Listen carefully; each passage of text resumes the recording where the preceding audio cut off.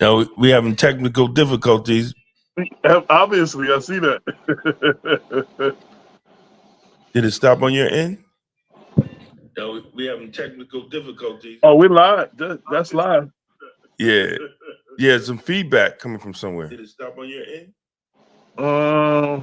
Not on mine. I got everything down. I can't find it on YouTube. Yeah, some feedback coming from somewhere. Did it stop on your end? No, we got some feedback. Not on mine. I got everything down. I can't find it on YouTube. Yeah, some feedback. No, we got some feedback. Not on mine. I got That's on your end.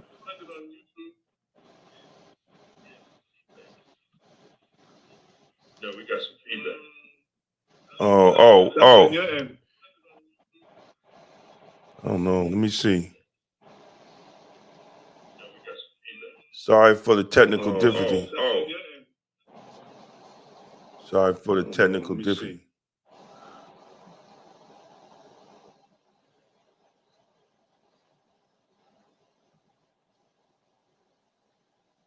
I think we good. I think we good. Peace and blessings. Peace and blessings, everybody.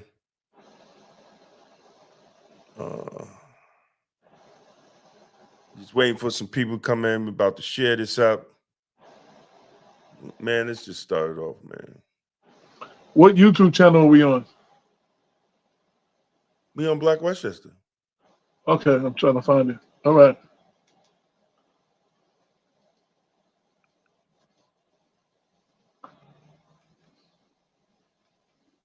$22 million black victims of Americanism are waking up, and they're gaining a new political consciousness, becoming politically mature.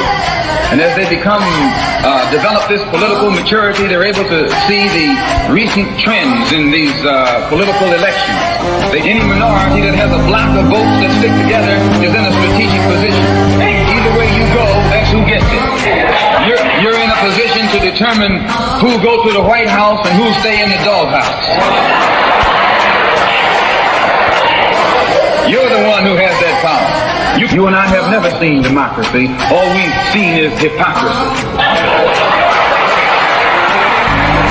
Today, look around America, we see America not through the eyes of someone who has enjoyed the fruits of Americanism.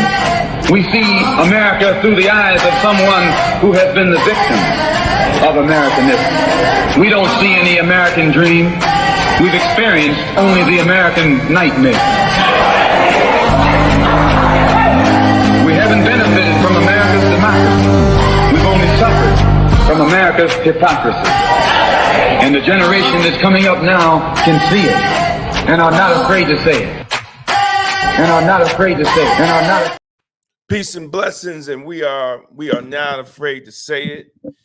And y'all got to see the unedited, the before the show, the technical difficulties and all that. But we here, episode 397, Black Westchester presents the People Before Politics radio show.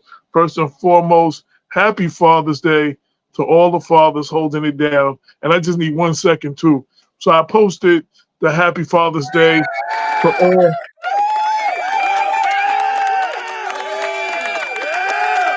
What, you heard the applause, man? Yeah. That's why I stopped. No, I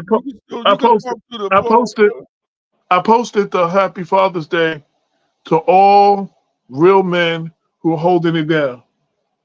And even though this person don't need to be addressed, they were like, and I posted a picture of Black fatherhood, and the person was like, oh, so what about my white father? And I'm like, yo, what I wrote? I said, Happy Father's Day to all men, all real men holding it down. That's what I wrote. If you don't feel like your father's a real man, then I guess he's not included. But I'm saying, I said all real men. And I'm a black man, and I got a publication in the website called Black Westchester. So I'm going to put an image of Black fatherhood because Black fathers are not always celebrated, not always promoted in a positive light. So I'm gonna always do something to like change that narrative. We are hardly celebrated. Huh? We are barely never celebrated. We are Right, hardly right. celebrated as black men being fathers. Right. And So present in our wives and in our children's lives. so anyway, I just had to it was like But that's the problem. that, and it came from the person is not a white person. I guess they might be mixed, whatever. Oh, now they said, "Oh, thank you. A picture tells 1,000 words." Yeah, I'm a black man. I'm gonna put a picture of a You black can't be black. fatherhood. You see, in America, you can be pro everything else but black. Right. You could be pro LGBTQ. You could be pro trans. You could be pro Israeli, but you can't be pro black. But you know what's crazy about that, Damon? White men on my page all liked the post and loved it and said Happy Father's Day and didn't think nothing of it. White men didn't think nothing of it, but this person in our community had to make this big fuss for something out of nothing.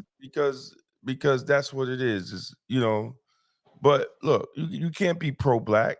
Even black people are scared of being pro-black. That's why we're in the situation we are in. That's why our communities are looking the way they are, because black people are scared to be pro-black. We rather be pro anything else but be pro-black. You got some black officers rather join the Emerald Society than join a black law enforcement organization. So Emerald is green, so that's what, Irish? Yes. Okay. I'm not law enforcement, so I'm just saying. Their black ass would rather join the Emerald Society, hey, listen, that's their business. But see, that's the self-hate that we have as a people, man. That we will rather join the Emerald Society than join a black organization, a black law enforcement organization within their department. See, that's how much self-hate that we have for ourselves. And then we want to cry on how our communities look. So just so you know, y'all go to my Facebook page, if y'all know, it says it's a picture of a black father, and they got a whole bunch of words: supporting, proud, loving, swag, strong, black father, proud, hardworking, giving, caring, loving, awesome, noble, like all words to affirm black fatherhood. That is nothing negative to any other group of people, which I'm just affirming black fatherhood. And I bring this up because this is a minor thing, but it's a much bigger issue. Like Damon said, you can be pro everything else. Black Westchester has been considered anti-Semitic, anti-police. Damon's famous line, I quote him all the time. He's like, "How can I be anti-police? I sleep with a police officer every night." Like he was law enforcement for 34 years. You know what I'm saying? How can we're anti-bad police. We're anti for them police officers that abuse their power, but that's not the majority of the officers. And you can't be a proud black man, bold and unapologetic without being called something else. You're the angry black man. You're whatever. Well, why does it all have to do, guys? Why does it all have to come down to race? You know what? For those people that keep asking me that question, because when I walk out of my door, when I walk into any room, I was explaining this to a Jewish person. If me and you walk in the room and you have none of your religious garb on, and you don't say your name so people would know from your name, and you just walk in that room, you're another white person. It doesn't advertise that you are Jewish. Not necessarily will you be identified when you walk through the door as a Jewish person. I walk in the room, I'm a black man. There's never a situation where I don't walk in the room and I'm not the black man. I'm a black man. Like, there's nothing I can do to, that's what it is. So every situation in this country has to do with race. And the people that ask about that are part of the problem. Absolutely. But moving on from that, I just wanted to say, so happy Father's Day to all the real men that are holding it down. And so I'm clear. I'm talking about the biological fathers. I'm talking about the men who are raising someone else's child that they didn't, that's not their child. Either you're married, adopted, whatever. There's a whole lot of men, and a lot of black men, but a whole lot of men raising other children. To them, happy Father's Day. And then for all the real men who are role models and mentors to a whole bunch of young people, you know what I'm saying? So I'm celebrating. This is the day to celebrate all of you. And I just want to give you all a shout out starting off the show. That's it. Moving on to the next topic.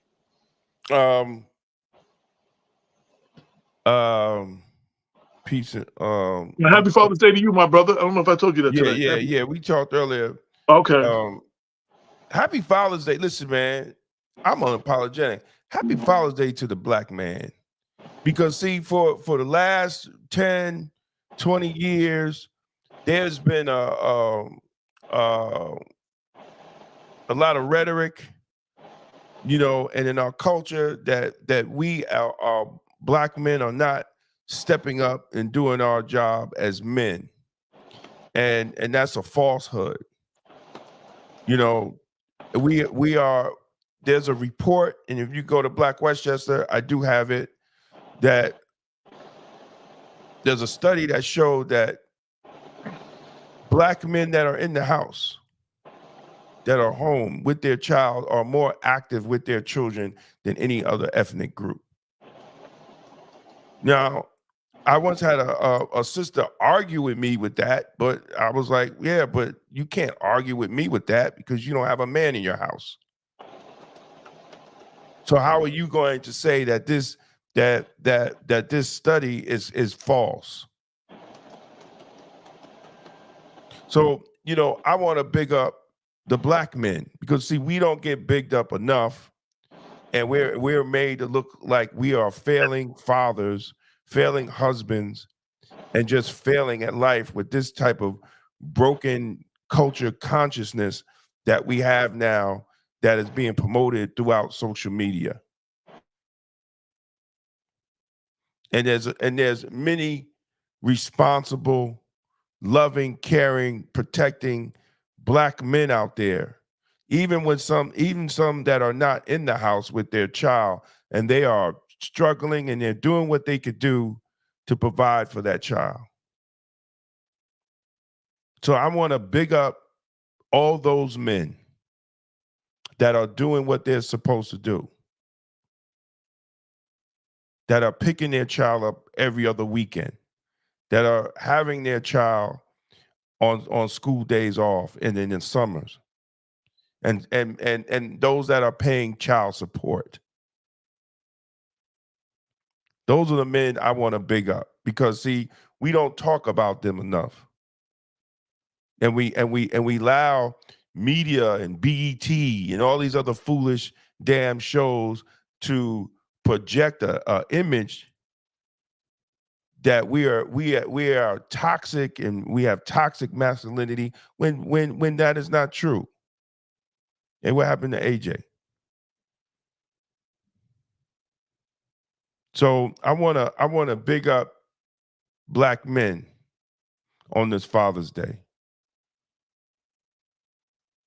I love y'all. And we need to start lifting up our black fathers more, because we don't. And we need to. We need to lift up black men more. But we don't.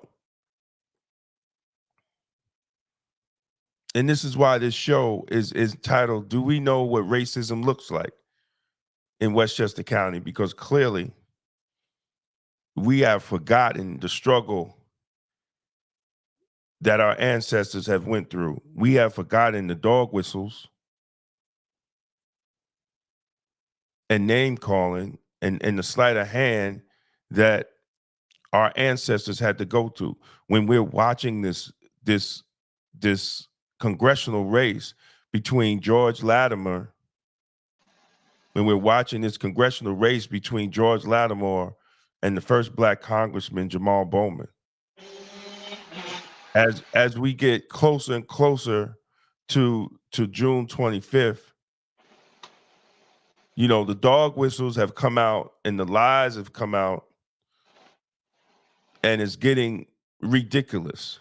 And the sad thing about it is there are black people in Westchester that are actually believing this nonsense.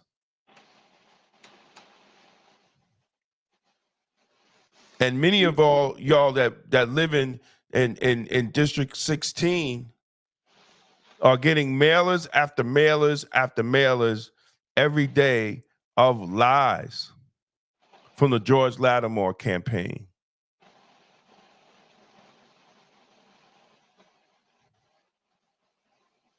Then they had the nerve to pull up some fake ass black organization that has no history in Westchester County, let alone CD 16, to do mailers. The National Black Empowerment Action Fund. Lift that up. Lift that up, AJ. If you get black people, if you get a mailer from this organization, throw that goddamn thing in the garbage. This black organization is a false flag. They shouldn't even have black on their name because they're funded by AIPAC. And we sent them an email to come on the show because I want that Negro on the show.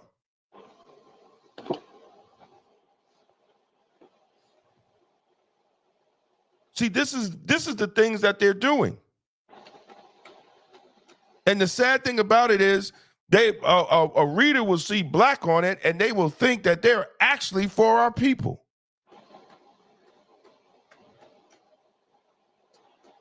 Because I want to ask them, where have you been, bruh?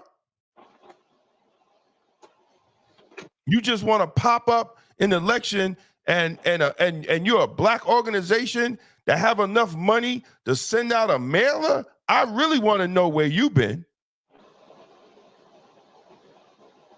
Because there's many issues in the black community throughout Westchester County that we needed a black organization that had enough money to send out mailers to everybody. And if people don't know, sending out a mailer costs a lot of money. I just pulled up the website just so people know what we're talking about. So Darius Jones is the founder and executive director of the National Black Empowerment Council, NBEC. Goes on and on and on and on. He spent a decade as the National African American Constituency Director for the American Israel Public Affairs Committee, AIPAC. So when you ask where the money comes from to send out these mailers, that's where it's coming from. Same place that all the other mailers are coming from. They all And coming from AIPAC. I Googled it, and it's you can just Google it. They got a website and everything. Talking about how they for the people and they all this and they grassroots engaged and all this good stuff. It looks good.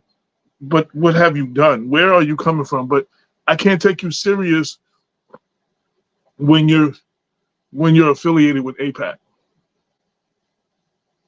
You spent what it says, spent a decade as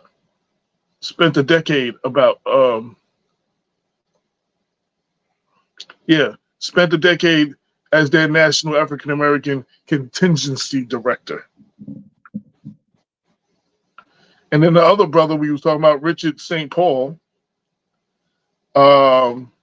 we've talked about him before. Yeah. Yeah, he don't even deserve any more. No, that's it. We've talked about him before. Yeah, forget about it. Yeah, but anyway, if you see something from this, I'm telling you, Black Westchester is telling you, they don't represent black people. They don't represent our interests, and they're sponsored by AIPAC. And it Right. says that on the website. Right. Dude been down for over a decade. Right. So you know, let's not get caught out with this craziness, man. Because we're going to get lost. We're really going to get lost. And I don't understand how black people don't see when a black person that is representing them on that level. And maybe some people don't understand the political process. That when you have someone that looks like you that's fighting for your right at that level, they control the purse strings to where these monies go, to what programs that go. It's literally a piece of transference of wealth. Because many black communities, they do not get a representatives that are trying to empower grassroots and local organizations with federal funds to address the social needs of black and brown people, which he has been really just accused of many times by not just even George Latimer, but his supporters that don't like black justice. And I don't see why. And I'm making it, you know, whoever you are, it is what it is. I make it clear that if George Latimer makes the claim that Jamaal Bowman only looks out for black and brown people, how are black people upset? Yeah. How much the support does Rye need? Huh? Let's compare Rye's roads. Let's compare Rye's roads to Mount Vernon roads. Let's compare Rye's parks to Mount Vernon parks. Let's just have a conversation. Let's compare those parks. Let's compare the roads. So wouldn't you think that Mount Vernon would need some funds to help fix their roads? Because everybody complain about the potholes all throughout the city. But you don't hear nobody complaining about Rye's roads. You don't hear nobody complaining about the parks in Rye. That the kids can't play in the parks in Rye. It's not even that Rye doesn't need any. One of the things when the debate was happening and George Latimer made that claim that he only speaks up, he called it rhetoric or whatever he called it for black and brown communities. Jamaal actually had a good response. He said, yeah, he's representing the communities, the marginalized communities that need the help the most. That's where he's doing the most work. For all of y'all that just came from church today, when Jesus came here, he said he ain't come for the well, he came for the sick. When all the Jewish leaders and the prophecies and the Sadducees and all of them, you know, wanted him to do things their way, he was like, I didn't come for the well, I came for the sick. He came for all those who needed the help. That's who he's here for. And not to make a coalition between Jamaal and Jesus. Believe me, I'm not doing that. But I'm saying Jamaal is saying a similar thing.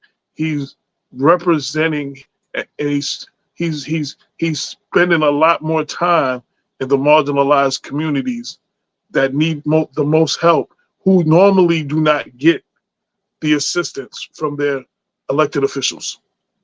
So Rye has its own beach. Yeah, it has Playland too. What's up, Paul? Yeah, man. Richard Thomas tried to get Mount Vernon. Richard Thomas tried to get Mount Vernon a beach. That ain't work out. That ain't work out as good as as Richard Thomas thought. We ain't had no ocean. We ain't got no ocean. Like, yo, Exactly. we're not bordered by no body of water. Like, yo, I'm just saying. Like, you know. But anyway, I are our guests here? I think they said they're here, right? Yes. Okay. So I want to move on. We're gonna cover a couple of things. We're gonna talk about the upcoming elections. We're gonna talk more about the two important races. But I want to talk about specifically in this election right now, and I want to talk about voter intimidation. We hear about that happening in Atlanta. We hear about that happening in southern cities. But an incident happened here in Yonkers and Westchester. Problem is they got the wrong two black people. A pastor of a big church in Yonkers who is also the president of the Yonkers chapter of the NAACP, and his wife, Frank and Margaret Coleman. Welcome. Good evening. And happy Father's Day. Thank you. Happy Father's Day to you. Yes. Thank you, sir. Thank you. Yes. So I was at the Tuckahoe Juneteenth yesterday.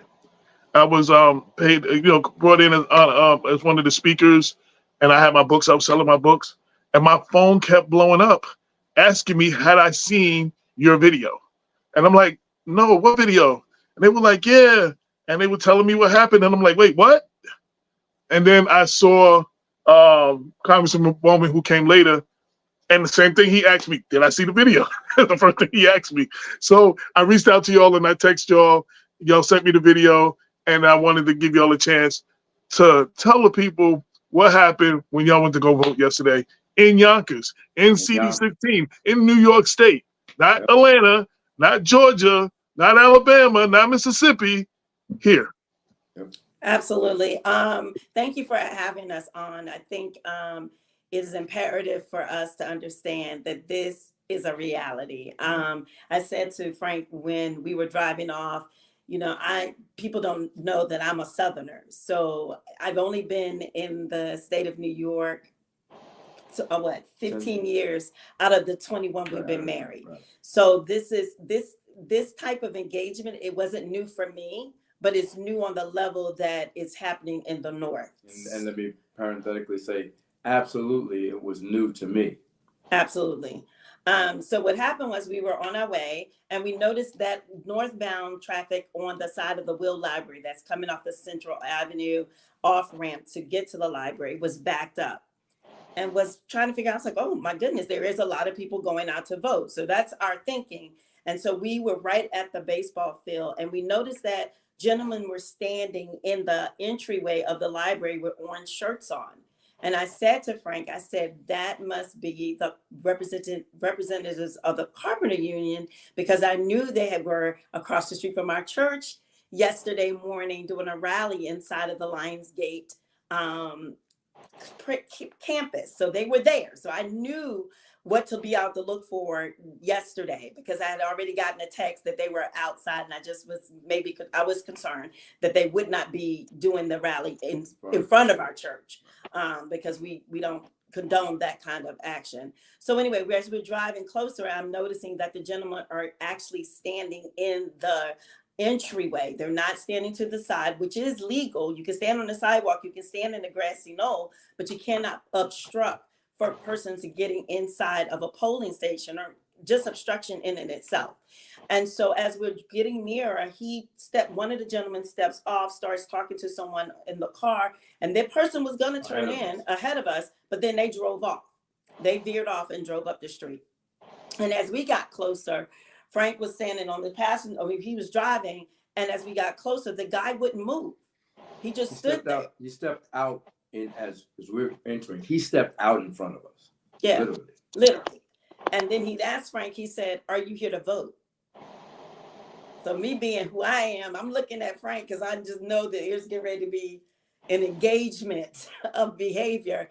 And Frank, I'm like, what you think I'm here for? Right. Like, and then he wouldn't move. And he wouldn't move. He wouldn't move. So I purposely like, I mean, you won't move, and you think that I'm going to back up and just go on straight ahead like the other car, the previous car.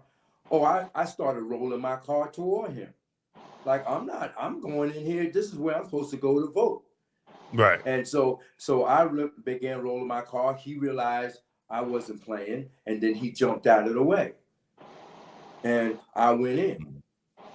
And then when we went in, and this is even the more upsetting. So we walk into the polling station. Right. So you know already my history from last year running for election. So I got that really still on my brain of what is we supposed to do as candidates. So I go into the polling station to speak to the BOE person that was sitting there, asked for the supervisor who's supervising at this time. And so a young lady said, I'll go get them, right? And so I'm standing there waiting for my name for them to look up my name. And so another lady who was working beside the gentleman that was pulling my information says to me, well, you don't understand why they're here.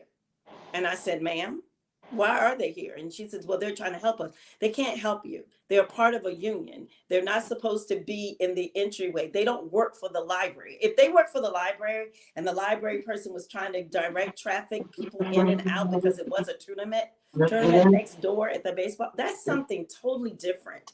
But this person engaged us, first of all, in a way that obstructed and interfered, and they do not work for the library. They don't work for the library staff to be asking, don't want to consume parking if it means that you're going somewhere else. I get that. But to ask us about if we were coming to vote, that's a violation. Not to mention that he had the orange shirt. The carpenter, he had it written their union on his chest. Right. So they were all adorned in orange. Right. They were all adorned in orange with their labeling on their of the shirt on the chest. So it wasn't a mistake of who it was. Right. If they were a part of the library personnel and they were guiding people in, what have you, that's a different thing. But they were literally the union. And like I said, he spoke, he walked up to the car of the person before us, all right? And said a few words. Of course, we don't know what he said. And then that person pulled off and went straight ahead instead of into the entryway. He then comes.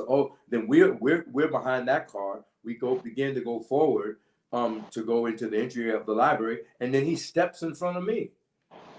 I'm going like, I'm here to vote, and you're stepping in front of me, and then he's gonna look at me, and he had that look like, are you here? You here to vote?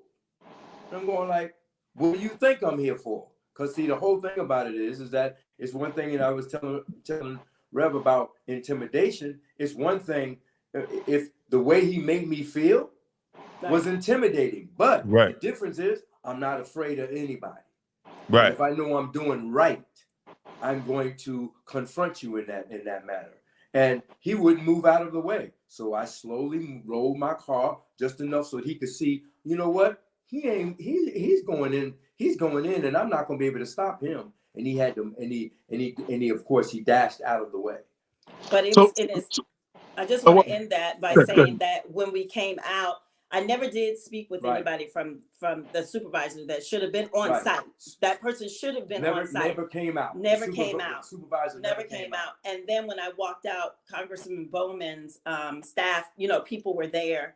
And I spoke to one of the young ladies who clearly said, this is what she said. She said, we've been feeling intimidated ever since they've been out here. And she said, and we don't know what to do because these are grown men, because they were young ladies. And she was like, I don't know what to do. Why did she just call the police? Well, see, that's what I said. I said, but that's okay. I'm on the phone now calling his office, calling people from his campaign. And I did. I made contact with someone from his campaign. And I also called Commissioner Tajon Nelson as well. And I spoke with her personally. And then I filed a complaint with the Attorney General's office. Good. And now I'm writing up the scenario for Frank and I, so I can send it to Commissioner Nelson as well. Because something has to be done, and literally on the top. And I know you know where the Will Library is. I went there afterwards. They weren't there because I was trying to get pictures, and Bob was with me, and Bob wouldn't vote because that's what Bob votes. Okay. And I saw pictures earlier, so I do want to paint a picture. This is Black Westchester. These were large white men. Yes. I mean, Did- first off, that's one thing. And two, they just came out with an endorsement for one of the candidates, Correct. which would And be, and most of them, they endorsed Latimer, right? correct. So, And I'm telling you, it had to be at least 25 men on that sidewalk. Just the sidewalk, and they were at the entrance of the top part of the library. There were some there. Then there were ones that were on the corner of Central Avenue, and then the what is that street that goes across from Roosevelt? Tuckahoe Road. So you had them there, and they were crossing over Dunkin' Donut. They were over by CVS. I mean, it was orange like no other. It was just orange, and so I can see a level of intimidation from the workers, because what do you do in that situation, especially if they're not knowledgeable of what their rights are? and they're young, and I saw that They were young. I don't want to say teenagers, maybe early 20s, maybe. They They were in their young, early 20s. and They were about the children's physical, age. and this is a carpenters union. These are big white men. They may have black members. I didn't see any black members. I These were saw big. maybe three. Maybe. And what I was tickling about the three, but they weren't at that area. but let They me weren't say front, this: front. the two out of the three had masks on. 2 out of the 3. And I thought that was quite interesting. Everybody else's face, I could clearly see them, but the ones of African descent, they had face covering on. So they ain't want nobody to see who they were. Or they want their picture taken and caught on video, and you can identify them later. Yep. So as soon as like the event ended at 5 or 4, we left at 4:30. And Bob was like he was gonna drop me off in Mount Vernon, but he was like he was gonna vote. And we had just heard about it since we knew where it was. He said that's where he voted. So let's go now. So we went, and all I saw was Bowman's people out there. They were young people, yeah. and I saw no evidence of them, but they had already left. But I was going to take video and pictures and everything. But But it's a sad commentary, because just like Frank and I were discussing, like we don't really we come out for candidates. We've done it in the past, but like I said, I never had a problem with George Latimer. That's never one of those things. Right. And for anybody to, if in case I run for an office again, oh, she's anti-union. I am a union brat. My dad was the president, as an AFL-CIO president. So I have to say things like that in case it comes back. But so let me just say that I'm a union brat. So it's nothing against the union, but I also I am too. Right? My dad worked for General Motors. I had union benefits as a child. General Motors. Yeah, so please don't go with that narrative, because that's not going to wash, because my dad was a president. So please don't do that. So, but I just think that they knew better. And then I got from the campaign, from Bowman's campaign, that they're trying to spin it. You can't spin that. You just say I made a mistake and move on. But don't be so hyper aggressive in your tactics. I mean, I dealt with that when I ran last year, the unions with DPW and all these other unions, just like strongholding and their candidate. You don't have to do all of that. Just don't do that. And I felt really bad for the young ladies. I really did feel bad for them, because they didn't know what to do. And as I said in the intro, they got the wrong two black people. Because a lot, there might be some black people that might just drive off because they don't want no trouble, or whatever. You don't want no trouble. You don't want to get into nothing with these, white guys. And the parking was there, so it wasn't like people were There's being plenty of directed. parking. Yeah. Correct. They weren't being directed because the lot was full, because it wasn't. The side of the library, as you can come out once you vote, that side was completely empty. I think there were about 10 spots left where Frank and I parked on the back side near the grassy area. So it wasn't like it was packed, because we went early morning. We were there by 10:30, 10:45. Right. We voted. I was like number 15. So it was pretty early when we went. So for all of that to transpire is very concerning. And for, what I heard is that those persons were situated in every location in Westchester. So it wasn't just Yonkers. They were in different polling areas, I guess, where it was concentrated. especially for black voters. I didn't see, and that was interesting though, AJ and Damon. There were none down at the library in Yonkers. I didn't The see Riverfront Library. There was none at the Riverfront Library. I didn't see anyone. Once we got over there for the parade, and we were there by 12 o'clock. There were no one there. There was no sighting, so that was kind of interesting too. I want to bring a point. You said that I guess whoever worked with the Board of Elections or whoever was inside said they were there to help. Help is assistant. Oh, you're here for the election. Y'all can park right there. You go through that door. You know, that's helping. You know what I'm saying? Like there's more parking in the back. Correct. And that door is close. That door is closer to where you go to for the polling place. You know, that's a quicker door to go in. That's assistant. Correct. Standing in my way saying, yo, what are y'all here for? Voting? And then and wait, but once you said yes, he didn't move. Wait, he didn't move. So he wasn't there to help you. No, that's interference and obstruction. That's what that is.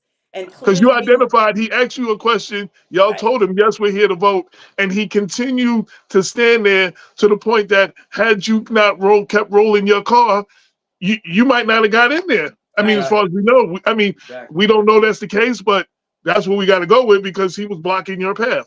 And I said it to I said it to a couple of people I've spoken to about this, is that the sheer audacity to think that this can still occur in 2024 after everything else we've seen, after everything else that we've heard, that this continues to be the cycle for Black voters, right? Specifically Black and brown people, that we're continuing to see this I don't want to call it silent intimidation, but it does have a phraseology that we can... I call it closet intimidation. Yeah. Because what you're doing is you're making sure, because I mean, I talk about, everyone knows and they know it by now, that I talk about closet racism.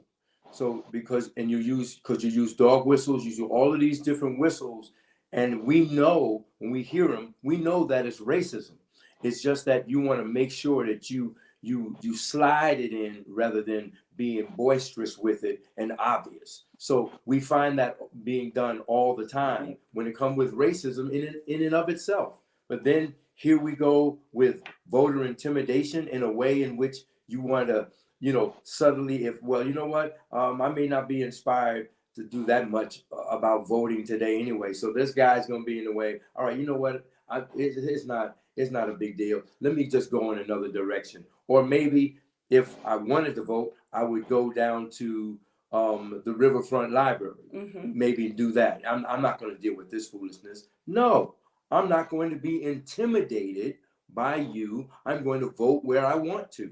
And that's the reason why, we made it our point to do so. And then as you saw, Rev said, you know what? I need to make sure that people understand what just happened. Yeah. I wanted to bring this up real quick. Once I saw the video, once I got the calls, I've had several conversations with several Jewish individuals who were trying to tell me everything. We were having the AIPAC conversation, and they were trying to tell me, just when we say the word AIPAC, we're saying something about Jewish people that support Israel. I'm like, yo, that's how they feel. They called it a dog whistle. Like, there's all these things that they want to call dog whistles. There's all these things that if you say, they highlight and, label you something. But I'm saying there's an anti-Blackness that is going on and has been going on and continues to go on, and it is never highlighted or respected as the same thing. And I said to a group of Jewish people that I had spoke with, because we were having a conversation, at least they came to hear, this group of people, they came to hear, not just to be heard. Yo, when do we get that same respect that y'all ask us to have for you, to understand and respect your plight and all the things that you've gone through? When do we get that? Right. When from you. I'm saying, when do we get that? When will it be so the media would highlight an incident, whether it was big or small, whether we thought it was big or small, that was a slight to Jewish people. And as the Black media, I felt the need that we needed to highlight this. And that was the purpose. And you call it whatever you want to call it, but this is anti-blackness. And the last thing I want to say, there have been a lot of reports, if you've been watching the news in the last couple of months, the MAGA Republicans are trying to recruit as many election inspectors during the election as possible because they want to they realize what worked and didn't work in the last election, and they're calling for all of their people to sign up as election inspectors. So this is part of a larger thing that we're going to see around the country. People might think this is just a small thing, but this is a national attitude here. You know what I'm saying? Not to say that these people that were in your way were Republican or anything like that, or they're down with MAGA, but this behavior is the beginning of what we're about to see nationally going into the election. And that's another reason why I wanted to make sure that I brought this up. Well, thank you so much, because Frank and I were talking last night that it took 26 years to replace, and I have nothing against Elliot Engel either. He was a blessing to when we were at Shiloh. He was a big Black Westchester supporter. I don't know why I have to keep telling people that though. Fantastic. 26 years. It took 26 years. And I spoke to some people yesterday because I was still enraged, and they were like, well, Jamaal's made mistakes. He's done things. Okay. This is what we do as Black people. We hold people accountable. That's what we do. We pull him in. We have a conversation. We talk to him about, but you do not, after 26 years. Actually, he was in office 31 years. Well, 31 years. You're right. Yes. 31 years, and you replace them. How long did it take? 31 years to get a Black man, the single representative for our district. And you're going to replace him again. How long do you think it's going to take again for another Black man or woman or a person of color to be able to get that seat again? It will never happen again. It will never, not in my lifetime. But more importantly, if we get a Black face in the place, they will not be someone who will be unapologetically speaking for our issues. We'll get one of these happy-go-lucky, go-along Negropeans that will not rock the boat, and that's the problem. And we're going to talk about that later on in the show. One of the problems that they're talking about, he's only talking about the Black and brown issues, because these are issues that have not been addressed. Elliot Engel did a lot for this community, for this district, and again, he was one of the major Black Westchester supporters in the beginning. You know what I'm saying? So I got nothing against him, but you represent your district, what looks like where you come from. He understands the issues in the school districts and all that stuff. And these are issues that have not been, I don't care what nobody says, issues are being spoke up on and brought up that have not been brought up on this level and with this passion and fighting for it. They might come up in conversations and in debates, but he's been fighting for these things. And they're they try to make him like, oh, so I'd rather have somebody in there that can get along with everybody and get some stuff passed. Get along. Think about the history. Think about our history. It was always someone that had to make noise and kept making noise. And the first few people who did it, we didn't get all the things that we were trying to get the first few years that somebody did it. It took constant, but it has to start somewhere. And he has started those conversations. That's right. You know what I'm saying? So go ahead, Damon. I'm sorry. I'm not too sure, but when Jamaal got in, we didn't control the House. No. So for people to say that, they don't understand the political process, right? So the only way Democrats is going to get something is when they control the House or the Senate. And Jamaal, you kind of need both of them, because now that we got the House, stuff get passed in the House and it goes to die in the Senate. I get that. But he hasn't enjoyed Democrat control of the House. No. In his 2 terms. Not like his predecessor. Right? And the fact of the matter is, if Latimer goes there as a freshman senator, with a Republican controlled House, he's not going to get nothing done. That rhetoric he's talking about, I could work for both sides and all this yada yada yada. Dude, You're a freshman senator. You're barely going to have history. No, I just want to historically. I think Nancy Pelosi was in charge of the House. I think they When did have the Jamaal House first came in. when he first came in. I just Yeah, want to clear that. So they they had it for that, and then they lost it after that. But they only had the House; they didn't have the Senate, so they still couldn't get things through. He was still a freshman senator. Yeah. I mean, congressman. And if we understand the political process, that first term that you get in, you really don't have any type of power. You barely have a budget. No. You barely have a budget. Correct. So those Negroes that want to walk around and think they're going to be down there with George making money like they did at the county, you're fooling yourself. Yeah. You're it's literally unfortunate fooling because yourself. it's us. And I think that's why I said what I said, is that it is not enough to have a seat at the table. And if I hear that one more time, I probably will explode. It is not enough for you to say that you broke a glass or you bursted through a glass ceiling. Because if your community continues to suffer, it doesn't matter that you're sitting at the table. It doesn't matter that you busted up the glass is shattered. It doesn't matter, because if you're not using your platform to further your people, because everybody else is furthering their agenda. I don't understand that. You know, you talk about, oh, it shouldn't be about just Black people. Why can't it be just about Black people? Because guess what? Hispanic people are going to talk about their things. Jewish people are talking about their things. Exactly. White people LGBTQ people are talking about, Chris Pratt, my LGBTQ, my brothers and sisters talking about their things.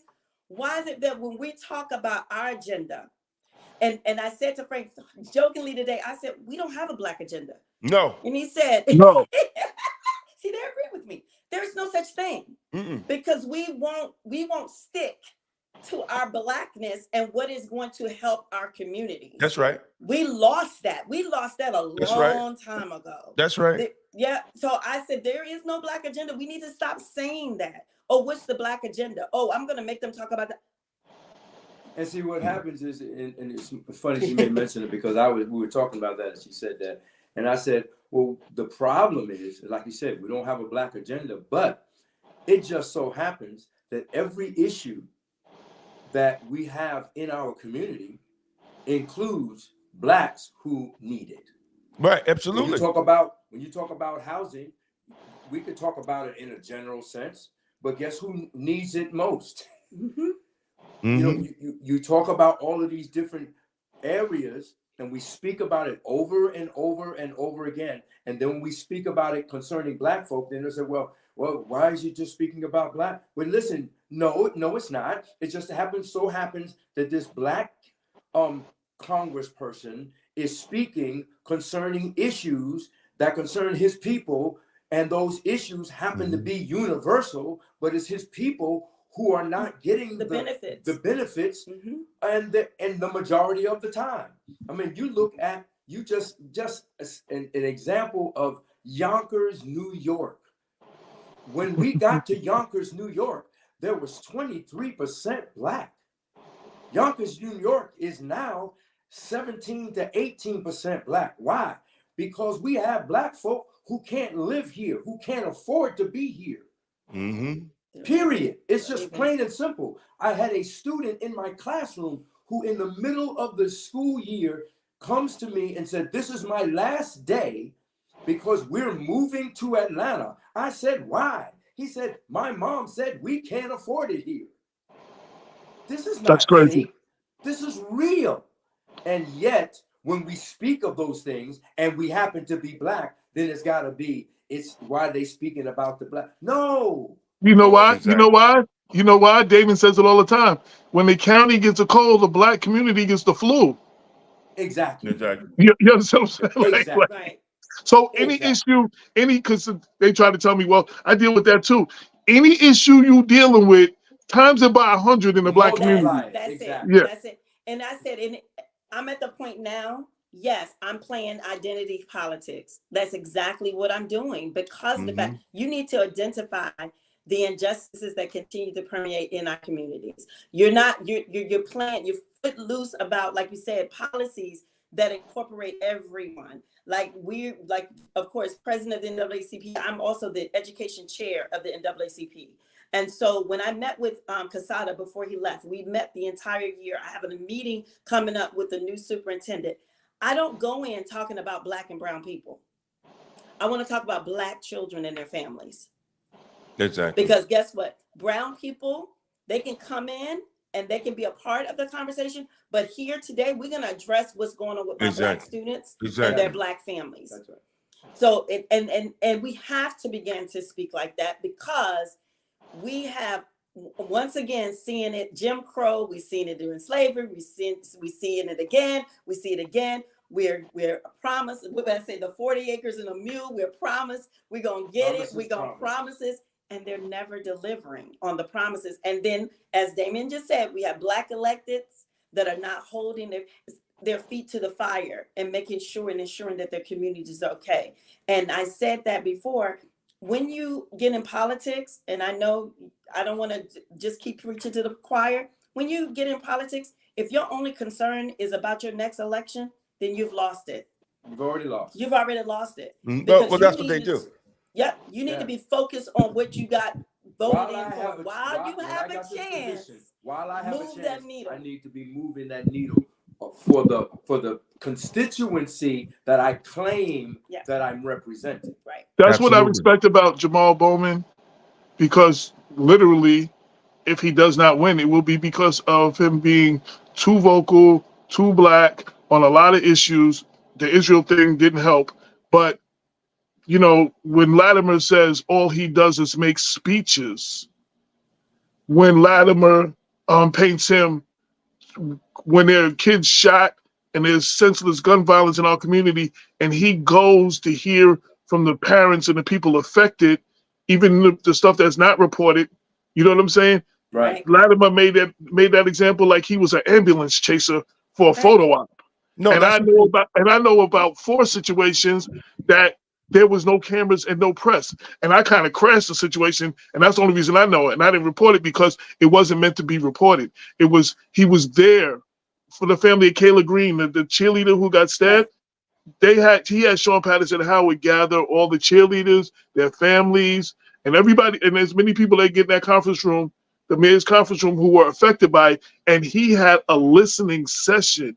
And to hear from all of them, there was no media there, and I wasn't there as media. I was there for something else. Right. You know what I'm saying? But you know, my point is though, if he loses this election, he has nothing to be ashamed of, because he fought and stood on his whatever, and was unapologetic about it. And we may get another black face, like you said, but it won't be somebody else who's going to fight for us like that. Yeah, that's never going to happen, brother. We will never see a black person in Congress again in Westchester County. I don't believe so either. And if they do, they're not going to be fighting for our interests, because what this election has shown, that people are bowing down to the bag of gold of special interest groups like AIPAC. You know, and it's unfortunate that George Latimer is going to end a 30 some odd year career running the most racist, decisive, bigoted campaign ever in Westchester's history. And it just hurts me that black people are not seeing it. And other than y'all family, black pastors ain't saying nothing in Westchester County. You know, when you try to get these Negroes to come out, and I said it, when you try to get these Negroes to come out and support the genocide and speak out against the genocide, how do they forget that Jesus Christ was a black Palestinian Jew? So you are turning your back on the descendants of the Christ. So you're a hypocrite. And this is why the Bible says Christ's going to come back and say, I don't know you. Because you didn't take the opportunity to stand up for his people. And I'm talking to all, especially the pastors that get into the politics. There's some that don't get into politics. But those who want to skin and grin and be in press conferences and all that, and make endorsements. And make endorsements. Yo, we're going to be held accountable for this. We are going to That's be held accountable. And let me say this: it's really sad, and I said it earlier. You could be pro LGBTQ. You could be pro Hispanic. You could be pro Asian. You could be pro Israel, but you can't be pro black. Yeah. When you That's say that you're pro black, they say, brother, you can't say that, man. Don't say that. And That's right. I'm going to give everybody an example. The killing of Kenneth Chamberlain. When that audio came out, when them white cops called him the N-word, politicians couldn't be found. Couldn't be found. They wouldn't stand with Kenny. But when a swastika was drawn on a dumpster, nobody was killed, just a swastika. Yeah. It was standing room only of black pastors and black politicians to denounce the swastika, but they wouldn't come out for Kenny Chamberlain to denounce the police calling his father an N-word and killing him. So that shows where we rank on the concern of our leaders in Westchester County. Our lives as being black people are below a swastika, right? That's scary. And let's just be honest, some graffiti. That's Right. scary. And the thing I think what happens is because of the fact, and speaking as two clergy people, is that because people who are not understanding the nuances of the biblical text and have never even walked the soils of the Middle East, have not experienced the enclaves of Israel and all Gaza. See, I've been there. See, I've walked the soils. Yeah. I know what it looks like. I know what Palestinians go through. I've seen it. I've witnessed it. Bear witness, cried over it. I've seen it. I've seen how you have Israel. All Jews are not pushing and bashing the annihilation of a people. So I'm not blanketing. And just like everybody always blanket all black folk in the same, I don't. I know how to differentiate racism from race. Okay. So it's unfortunate because until you look at it with fresh eyes and understand it, then you can make an educated conversation and have an educated conversation. When I went there, to know that Palestinians had to carry cards as our ancestors had to do in order to access and gain entry across that. Don't tell me that they're not living the same life that my ancestors lived. I've seen it. I've witnessed it. I've witnessed how they have to, all you have to do is walk up to them and ask them, where you going? I've seen that. I've watched that. So don't tell me it may not be as bad as when I was there. True. However, this is what these people have been indoctrinated with all their lives. And if you know the biblical text, if you understand the biblical text, these are not the Jewish descendants of Jesus. Right. They're not. So I think that's what created this schism in the body of Christ, because we're looking at the present day Israel as the biblical Israel. And exactly. No. They got us believing that. Well, that's white man religion telling us that. And that's not the case. And if you don't know the historical context of the Bible, you got pastors who continue to preach that. And it's unfortunate. And my colleagues, and I'm blessed to be seminary trained. Frank is blessed to be seminary trained. And that informs our understanding of the biblical text. And I think, and not to say people who aren't, I'm not saying that either, because I don't know nobody go crazy, but it helps to inform what the text is really speaking. The present day Israel is not the biblical Israel. You need to know where these Jews descend from. They're not descendants. If you want to know who the real Jewish descendants are, you just go down to Africa and you're going to find a whole bunch of them because they're down there. And that's why I tell people. That's why I tell people I can't be anti-Semitic because my DNA comes from the ancient Semitic people. Right. No. And seeing black people, we get caught up in that, and we still don't want to read. You know, it's a damn shame that we got all this information right here in our hand. Yeah. Right? At this point in time, we have all the information in our hand. We could just research it and find books and everything. And we still do not educate ourselves on who we are. We still do not have the type of unity that we need. We are, 33 years in law enforcement, Westchester County. It was a battle to get Black officers to join a Black organization. A battle. It was a battle to get them to do that. I've been called anti-police, and I'm married to a cop. I've been called inmate lover. I've been called all type of names, and even some supported by Black officers. Mm-hmm. You know, I just had to check one of them just the other day on Instagram to say he needs to, if he calls himself Black, he needs to stop. Because we get caught up in these cultures, and then we deny our own. We deny our own, and we can't, and we have to stop doing that. You know, we have to learn, and then we complain why we ain't got nothing. Well, you don't have anything because you don't stand up for yourself. Right. And I'm glad you made mention of that right there. The major problem that I have, all of this is not as complicated as people make it.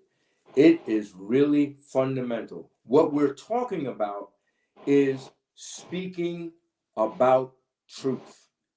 That's all we're talking about. That's all we're talking about. We're saying when we see fallacies, frailties, wrongs, when we see those things, when we see people disenfranchised, we are just saying this is the truth. Right.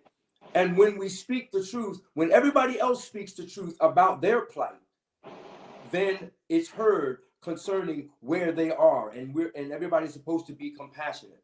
But when it comes down to Black people, when we speak of ours, then now we got a problem. Oh, it's just all they're doing is just begging, and all they're doing is just they're making these noise, and they're angry and all of that. Well, first of all, every time I turn around and you say we're angry, here's the thing that blows me away about that. Shouldn't I be? Right. Exactly. Yes, sir. Right. Like, are you serious? Right. Exactly.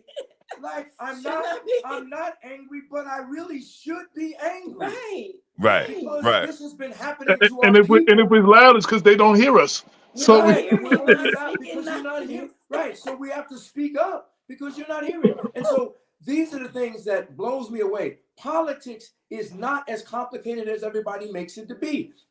Simple politics is, for me, as that appointed or elected politician, is to represent the people who are my constituents.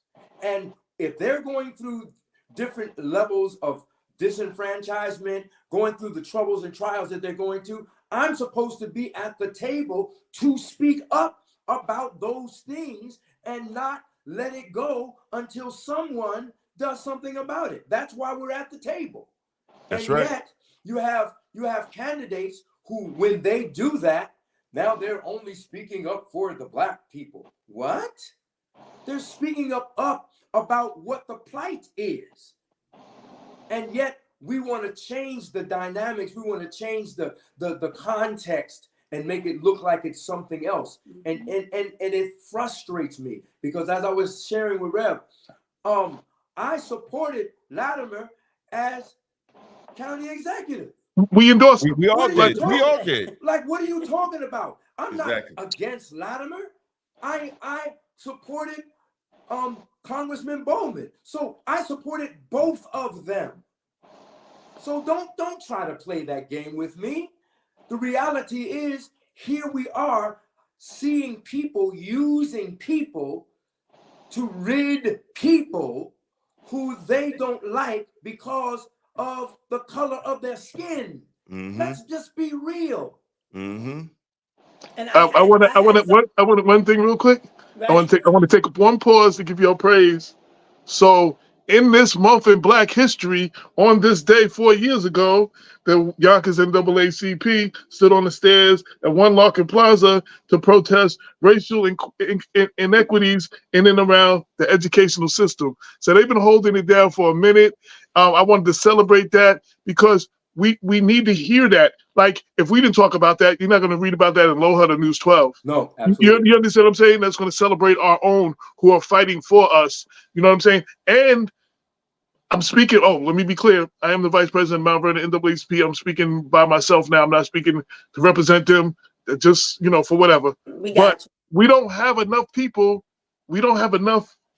The reason I joined, and I had these conversations with y'all and with Janice. I didn't feel like enough was being done. Enough was being spoke on. And I felt y'all wasn't, the branches wasn't even working together. And the first time I saw that was when I seen Reverend McLean on the steps of City Hall with y'all. You know what I'm saying? I'm talking about the racist firefighter, I think it was, right? Yeah. And I was there for that. You know what I'm saying? And I thought that was so powerful. And I'm like, how much more powerful will it be if we all join together? And side note, the disrespect of Black people, y'all were talking and I didn't want to interrupt y'all. The disrespect, I look at people's actions. So again, I'm speaking as Black Westchester right now. But the disrespect of Latimer not being able to show up at a joint CD16 NAACP candidate forum, and for the record, and correct me if I'm wrong, because you've been down a lot longer than I have, there has never been, ever, all the branches of CD16, including the Bronx and Co-op, to come together for a candidate forum. And this is only the second time I know that the branches came together. We did it for the DA race. Before that, I don't know if there was a joint thing like that before. So for something this monumental and historic, my problem is he was able to make every last one of them. I had this conversation with a few people recently. And then he was the League of Women Voters 2 days later. Right. And I will take him, real talk, I will take him on his word that he was sick. I texted him that night. He texted me the next day. I will take him on his word. But my problem is, if it was any other group of people, if it was the League of Women Voters, there would have been some kind of public apology, acknowledgement or something, and something like, let me address you later. If it was the largest Jewish organization, national Jewish organization, he would not have been able to not address that he wasn't there and then move on and never come back to it without some kind of public apology. But he didn't feel, again, we talking about what Damon said, we don't have the power. He don't feel that it's necessary to even address that he was not there. What I'm saying? AJ, but let me say hold on, bro. I told you before, the NAACP chapters that was in 16, they should have demanded his ass to come in front of them, whether it was in Zoom or in person. This is how we don't put our power together. Okay, you had COVID, you had a little sniffles, you ain't want to come out, but when's the date you coming in front of us? Right. Even if it's on Zoom, right? Huh? Even if it's on, and the thing is too, and I agree with Damon too, because then where is our regional director and the president of the NAACP? State. Exactly. The state. Because see, that's really where the key is. Because, and I've said that to you both before, that the problem with New York State, because Virginia didn't work this way, is that there is also a stronghold when it comes to so much that how presidents can move. Right. Well, that's why I left the NAACP. I'm going to tell you straight music, because I didn't have time to be waiting to get permission to speak on an issue. Right. And that's the problem. Yes, sir. Thank you. The problem. That's the problem. So, listen, let me just say this real quick. Now you're the president. You go ahead, President. I have to say it. Listen, I was the president of the NAACP in Halifax County, South Boston, Virginia. Okay? And they had regional directors there and state president there. But you know what they allowed? They allowed you as the president of the NAACP in your local area, because you know the issues there. Mm-hmm. They allowed you to go forward to do what you needed to do. And then you let them know what's happening, of course, but you know what the issues are. Right.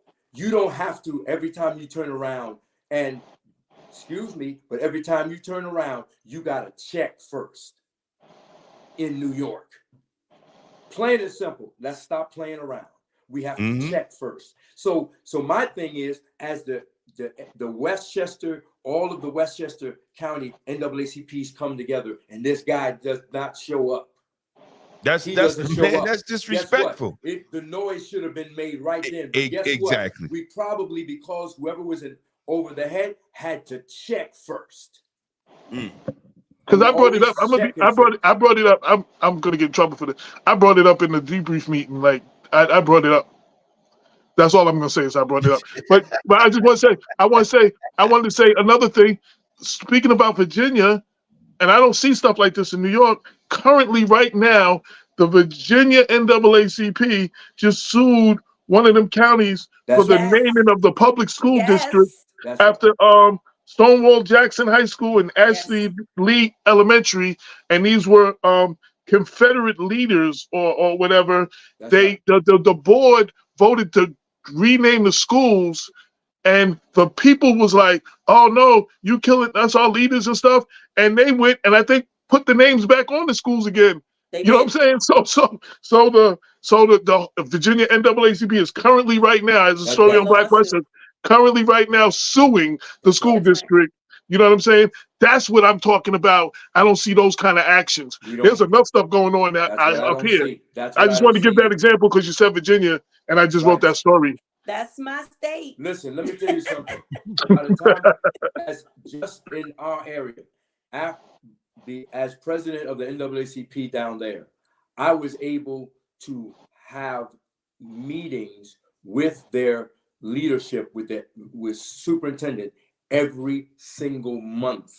Not no Zoom, not no distance. No, we sat down and spoke, and then we held accountable the superintendent in the school district about the things that were concerns for our young Black children. All right?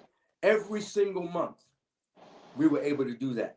But in the attempts to do that here, we had to get permission. Here, permission there, permission. You know what permission does? When you kind of keep on getting permission, you say, forget it. Yeah. That's what you say. And then it looks like we as the NAACP locally is not doing anything. Nobody knows that we have to get permission for everything. We were able to meet with our police commissioner, the head of the school board, the superintendent. Maybe we were supposed to ask for permission, but we did it. And we met with them. We made them meet with us and the mayor and the city council people, the president. We had ongoing meetings. Now, the consistency wasn't there, and I'll admit that. Mm-hmm. You know what I'm saying? But we called for the meetings, and Pastor Poe, the United Black Clergy, had a meeting with them too. You know, in the beginning, we had all those meetings. Mm-hmm. Yeah, I just wanted to address that. I've got a rare opportunity, one, as an NAACP president that I respect, and as a pastor that I respect, that can speak about clergy.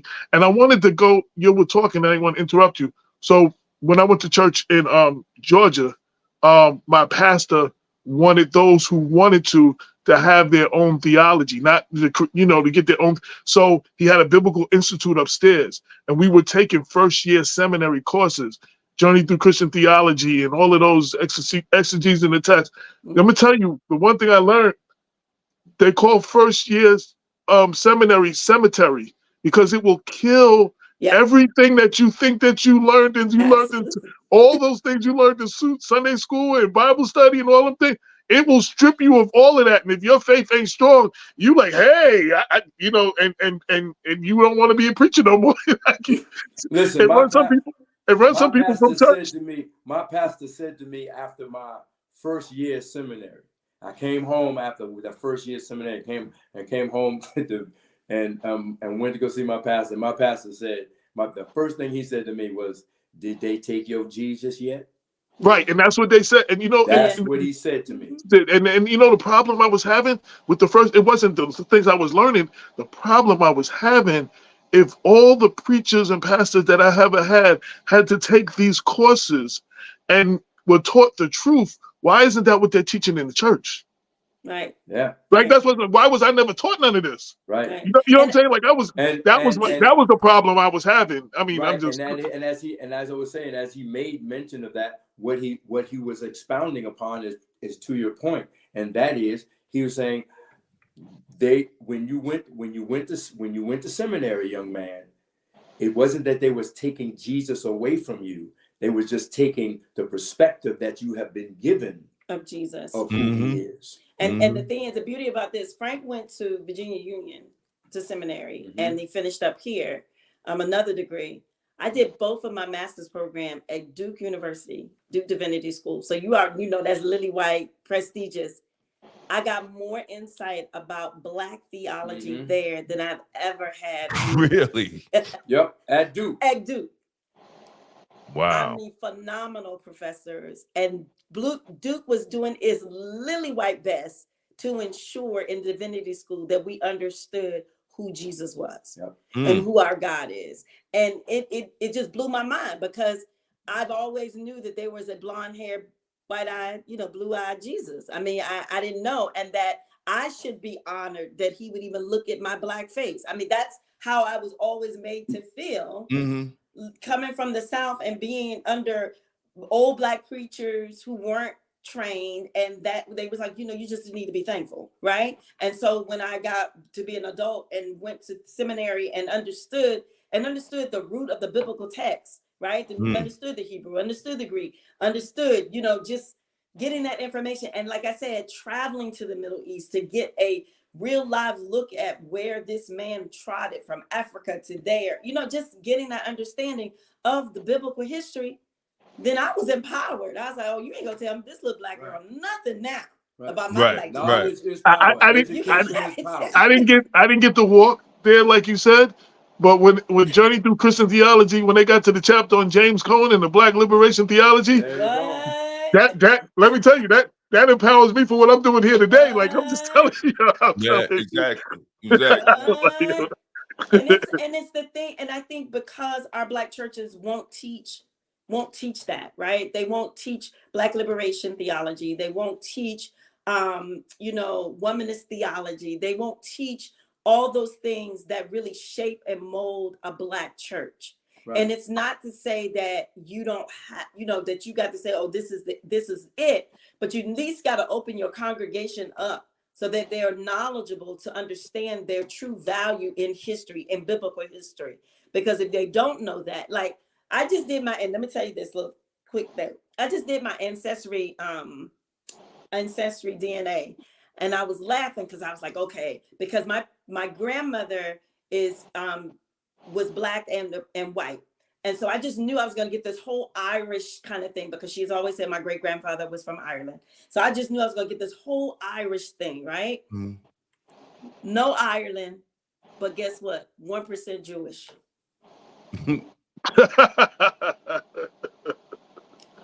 Yeah, that was probably the slave owner, because see, they're in denial that they own slaves. 1% and finance the slave trade. When Minister Farrakhan came out with the secret relationship between Blacks and Jews, that's when they just went off on him, talking about he was anti-Semitic and he was doing lies. And that book is based on Jewish scholars writing of their own activity in the slave trade. And I just told Frank, I said, when I see my rabbi friend, I'm going to slide in my papers. Right. We related, bro. We related. I just need to figure out who's my people, and so we can just get this party started. Because I am on a quest of history. I want to know who I am as a person, because all of that was stripped from my people. So I want to know who I am. And Frank, I told one of my friends who was Jewish, and she said, oh, you're part of the Black Jews. I said, I didn't know there was such a thing. That we had we did an interfaith service at Pastor Wheeler's church, and we had we had a rabbi came from the Bronx, and he laid it out. He said, now don't let now I'm all watching. Don't get mad at me when I say it. The Rabbi Goff said that European Jews only make up 20%. I believe that. And he said they always show the Europeans on TV. He said one of the generals in the IDF is a Ethiopian woman. I believe that. You know, so and he broke everything down. You know, and he was very serious in what he was saying, and he did not agree with what Netanyahu was doing, and he was very letting people know that, you know, there's a certain group that's over there in Israel that is pushing this, that is backing Netanyahu to do this, when the majority of people, you know, want to live in harmony. Correct. They want to live in harmony. You know, I mean, he explained one of the, I think the wall, you have to go through the Muslim mosque to get to the wall. So that's how connected, you know, these religions are. And you It's know, all there. they all come from Abraham. So why is there so much division? Right. It's all there. That's the one thing I learned. Everything comes from the God of Abraham. Everything is all Abraham. there. Everything's They come were from brothers. They're your brothers. You're literally These are fighting like and hating your brother. It's all there. exactly. You're literally fighting and hating your brother. Yeah, but Exactly. it's all there. I mean, to go there and to see the enlightenment of that revelation, people's minds would be blown away, because we getting in America, they only give us a skewed interpretation of what it looks like. And until you hit the streets yourself, and I don't mean the whole tourism piece. Right. Not Right. Don't buy into the tourism piece. You want to go when you can just absorb the entire culture. Right. And so when you do that, you're going to see what you just said.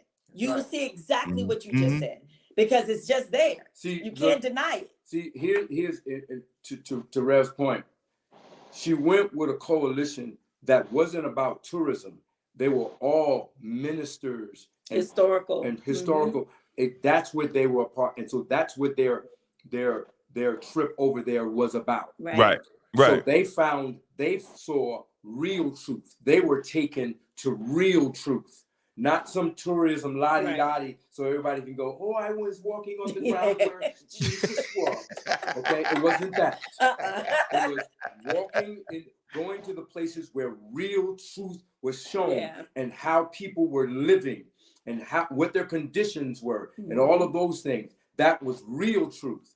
And that's the problem. They don't want us to tell the real truth. I was just going to say, when we talk about a lot of people not speaking up, you talked about how you felt when you learned that. I talked about how I felt when I learned about James Cone, and how I speak up now. Yo, if they was to teach that, we would be fighting and speaking up more for our issues. I mean, it's not by accident that they don't teach this. It's not by accident. The miseducation is not by accident, because your oppressor is never going to give you knowledge to take him over, to where you don't need him anymore. That's right. You understand what I'm saying? And that makes sense. So when you think about it, it makes sense. Why would the oppressor give you the knowledge that would relinquish his power?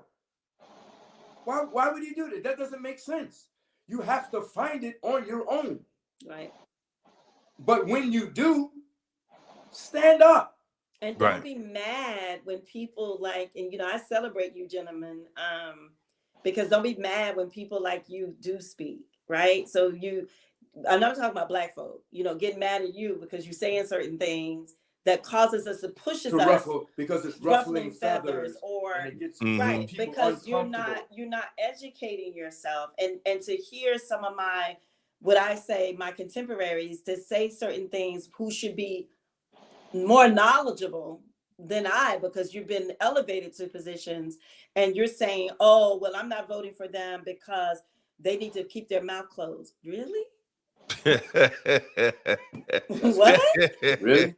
That's a real slave talking right there. What are we saying? But it's the narrative. It's the narrative that they're being given, because the Latimer supporters campaign, however you want to refer to it, they're saying those things. All he's doing is making speeches and getting into arguments with Republicans on the steps of the thing. All those things don't get things done. Those things don't, whatever. These are the narratives that are being spoke That's of, and crazy. the commercials.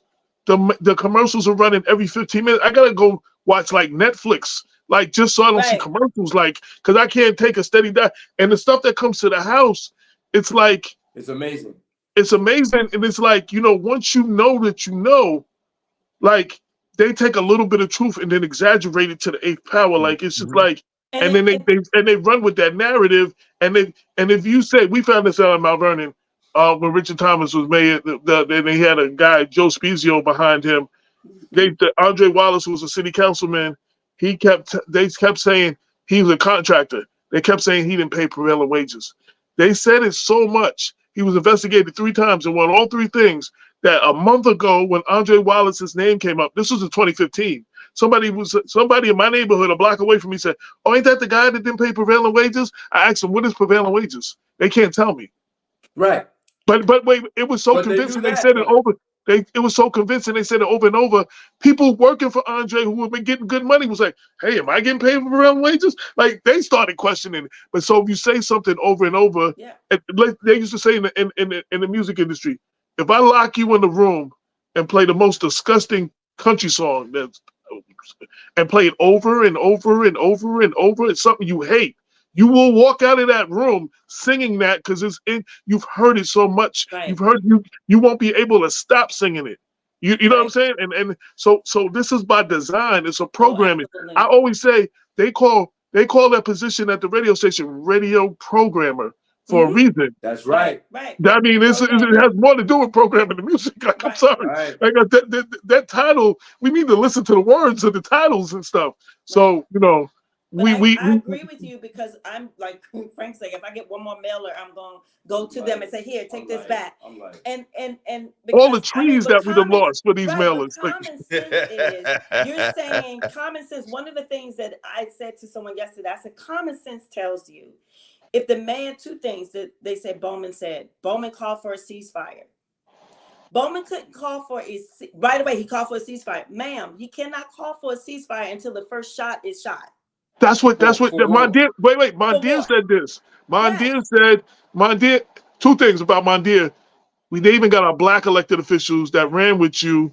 When you get associated with them and they trying to fight to get their seat back, they got to disassociate themselves. That's Mondier. But Mondier and him is disassociate said the reason is Bowman called for a ceasefire after October 7th before Israel struck back. No. Then it wouldn't be a ceasefire. And if they were saying ceasefire, they would be telling Hamas to ceasefire because they're the only ones who fired. Right. And that's what I said. I said, common sense. Oh, it's propaganda. Oh, he said that women and children being raped is propaganda. Common sense. He said it needed to be I listened to the say it needs to be investigated. We can't say that now because first of all, no hostage had been released. So why would you put out there saying that he's calling that it never happened when there was no evidence that it ever happened? No hostages have ever been released. He didn't say that. And you're putting the timing. And I said, but we don't think, right? It's not because, however you want to campaign lies or whatever propaganda you want to put out. But we as the individuals, we who should have some kind of rational thought, should be able to go back and put some pieces together. Common sense ain't always common, but God knows use some because it just doesn't line up. So to me, I can just chuck that mailer in the trash can because I know that's a lie. Because those 2 things can't be true. They can't be true at the same time. Israel has to shoot first before a ceasefire can ever be called. It can't happen October the 8th. Make it make sense. Just make it make sense. Exactly. Those are perfect examples of the foolishness that's going on consistently. Yeah. And I'm having a hard time getting, and I mean, when I tell you doe eyes, and I'm talking to black folk the whole time I'm not talking about anybody else. Right. And it's doe eyes. Like, really, Rev? Yeah. And they're looking at you like, oh, for real? And I said, before So you didn't check to make sure that was the truth. You No. didn't check. No, You why? did why- nothing. And then you run go tell that. Hey. Like you just repeating Right. what you heard. Like this is what Why? Remarkable said. Why should they? Because the white man is he's so honest with us. And I said, He's honest with if all you black could tell folks. me one thing, I'm still waiting for the results of the LaFell and Roosevelt conversation that was supposedly been had, supposedly, by the Human Rights Commission. I'm still waiting for that information, and that'll be something that I'll be talking to the new superintendent about. Like, where's the documentation? Because all have claimed, including George Latimer, that this summit was supposed to happen with the young girls, and they're coming together. That's the one where they got into it in language and said right, that whole. Someone was supposed to say. I've been waiting for information. Wait, I think I've been waiting for information on that. Yeah, right. When it didn't happen. When it didn't happen. So I know it for a fact. Yeah, it didn't happen, but we're waiting for the summit results. But what one thing can you say that he has brought for even the city of Yonkers? And that's, specifically where we live. What things have he specifically done to uplift the city of Yonkers? What one thing did he do as a senator to uplift, the places that he represented? He wants to approve the casino. Wait, he wants to approve the casino. That's what he's doing for Yonkers. Just like when you ask him what he did for black people, I built Memorial Field. Like, what did that do for the quality of life for people on the south side of Mount Vernon? And I'm trying to figure that out. Especially since you can't use it like the old field. You can't you can walk the track, but you can't go in the grass in the middle. You can't sit on the bleachers or nothing. Like, that's blocked off. Like what? So if you're a parent, and when my father used to walk the track, people had their kids in the center while they walk. So you can keep an eye. You can't leave them in the house by themselves. Whatever. And a couple of times I got in trouble, so my father didn't leave me in the house. I was in high school. He made me go and sit on the bleachers. You can't even sit on the bleachers now. So what is what did you do for Mount Vernon? Like, I'm just saying. What did you do? And the casino, there are mixed reactions to that, but it doesn't help my black people anyway. It's not like you're going to hire them to come in and work. And if you do, they're gonna be lower level. They're gonna be lower level, entry level jobs. Right, and that's the other thing.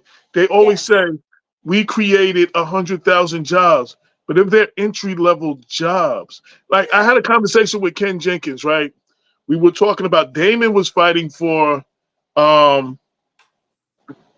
black people in leadership positions. And he was they gave him a seat at the table.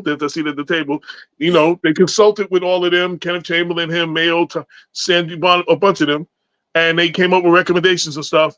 And out of the 3 law enforcement positions, probation, corrections, and county police, there was no black. You know what I'm saying? We was like, yo, they were looking for black. So what was said to me was, well, they have the most diverse administration. First off, the level was low because you follow Astorino. Secondly, so you have mid-level. You're giving out mid-level jobs. That still is not the fight for blacks in leadership position that Damon was fighting for and others were fighting for. But you gave more black and brown people jobs than Astorino did. So your administration is more diverse. Again, the level was kind of low there because Astorino was the person who preceded, and that was the argument to the leadership, the black and brown people in leadership. They made a Latino man who was well qualified. Instead of making him the commissioner of correction, they made him the deputy commissioner, and made Espano the commissioner. Y'all know. So that's what we do. so county police, they took Terrence Rayner, who was a commissioner in Mount Vernon, and made him a deputy. So we still have no and took a white captain and made him commissioner. So and like people don't even understand that, and we were flabbergasted, but we're trying to work with George. right?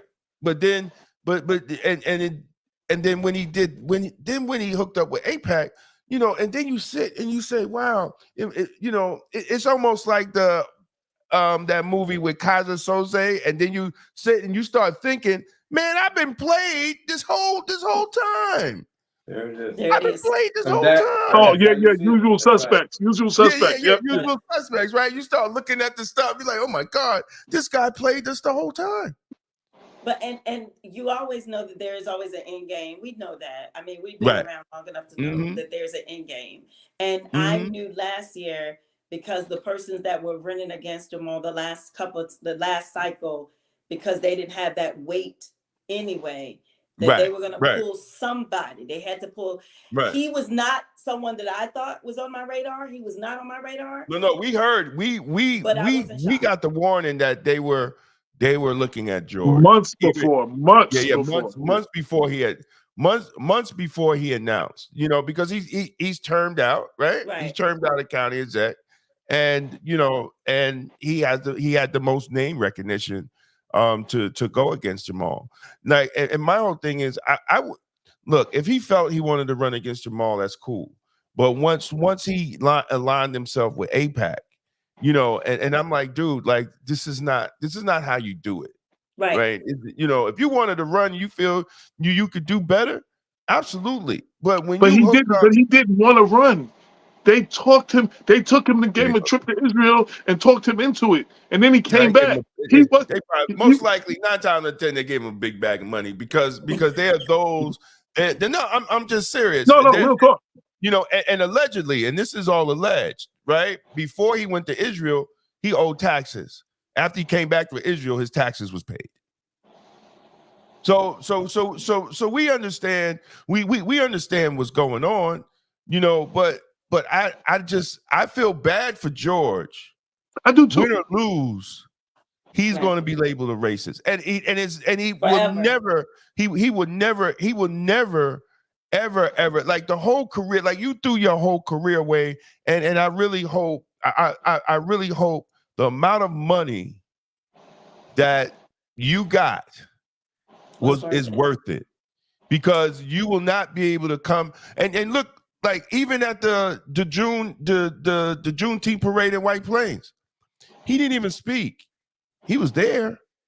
He let Ken speak. So now you don't even feel comfortable speaking in front of Black people because your conscience is getting you for what you're doing. Right. The one time you did speak, the one time he did speak was the thing that I was at when that young lady asked him that he's taking money from the devil and for APAC, and he went off that day, and he ain't been speaking to Black crowds since this. Right. I want to play something for y'all. For our 150th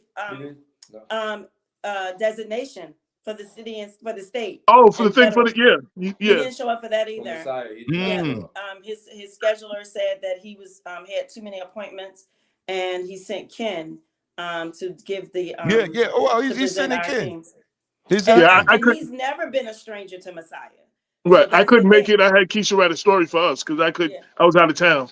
Yeah. So he's never, and that's the thing, because you know, you may not think we have influence, but there are some people who are going to understand, you know, and hopefully they'll get the message that just because, to me, and I said that from the pulpit because I can say things that Frank can't say because he's the pastor and I'm not the pastor. I can say certain things about political things that he can't say. And what I said to them, don't allow Israel's issue to be your issue, because that's not your issue. Right. You have issues that you deal with every single day here in Westchester County, because Israel is so many seas away from you. That's not your issue. That's another thing. We're talking about something that happened even, and this gets me in trouble all the time, but so be it. The Holocaust, and as atrocious as it was, happened on foreign land. And y'all can't deal with the atrocities that happen to us by this country in this country. Right. No. You know what I'm saying? Like, you know, and that makes me anti-Semitic for making that kind of comment, but it's the truth though. Yeah. Like, you know what I'm saying? Damon, you said you wanted to show a video. Yeah, I wanted this past Friday, I joined my Arab and Muslim brothers and the Working Families Party and the Westchester Progressives and Jews for Jamaal And the Jewish vote. And the Jewish They vote. emailed me and said you left them out the article. The Jewish vote, yeah. Oh no, they wasn't in the press release that was sent out. Oh, okay. So no, but there was a group that got on the wrong train. Maybe it was them. Yeah. But they emailed me and said they were part of the promotion. So I just want to give them a shout out because I'm sorry. I apologize. I apologize. I mean, it was a great affair. I wanted to play Z Ramadan. And his words. Let me see if I can bring it up right now. Oh, there we go. Shake it, and I can't believe what he's done. He mentions Dearborn, which is an insinuation about Arabs and Muslims, and he mentions San Francisco, which insinuates diversity, and he attacks them. He attacks the Arabs and Muslims. Right. And the diversity in his district. And he's insinuating that we don't belong here. That's right. That we're not part of the fiber of District 16 in Westchester. That's right. A dog whistle. My 12-year-old son said that he's afraid someone's going to kill him because he's Palestinian. George Latimer doesn't feel that. And when he says these things on the radio shows and says, he basically is saying black people wouldn't come out to vote if George Floyd didn't get killed. They don't know any better. It's an insult to an entire race and the constituents in his district. Jamaal Bowman wouldn't even be our congressman if George Floyd wasn't killed. That a black man isn't deserved to represent this district. The hatred that he is spewing, I shake my head, I grab my head and I shake it. I can't believe this is a man I know. But then I realized he went to Israel and came back and basically has been the voice box for AIPAC. What's really frightening about that is that AIPAC unequivocally, look at their website, basically says, we're for one thing, and that's whatever that war criminal, Bibi Netanyahu, says. And if there's a genocide and if there's ethnic cleansing, I'm gonna carry that water. How dare he?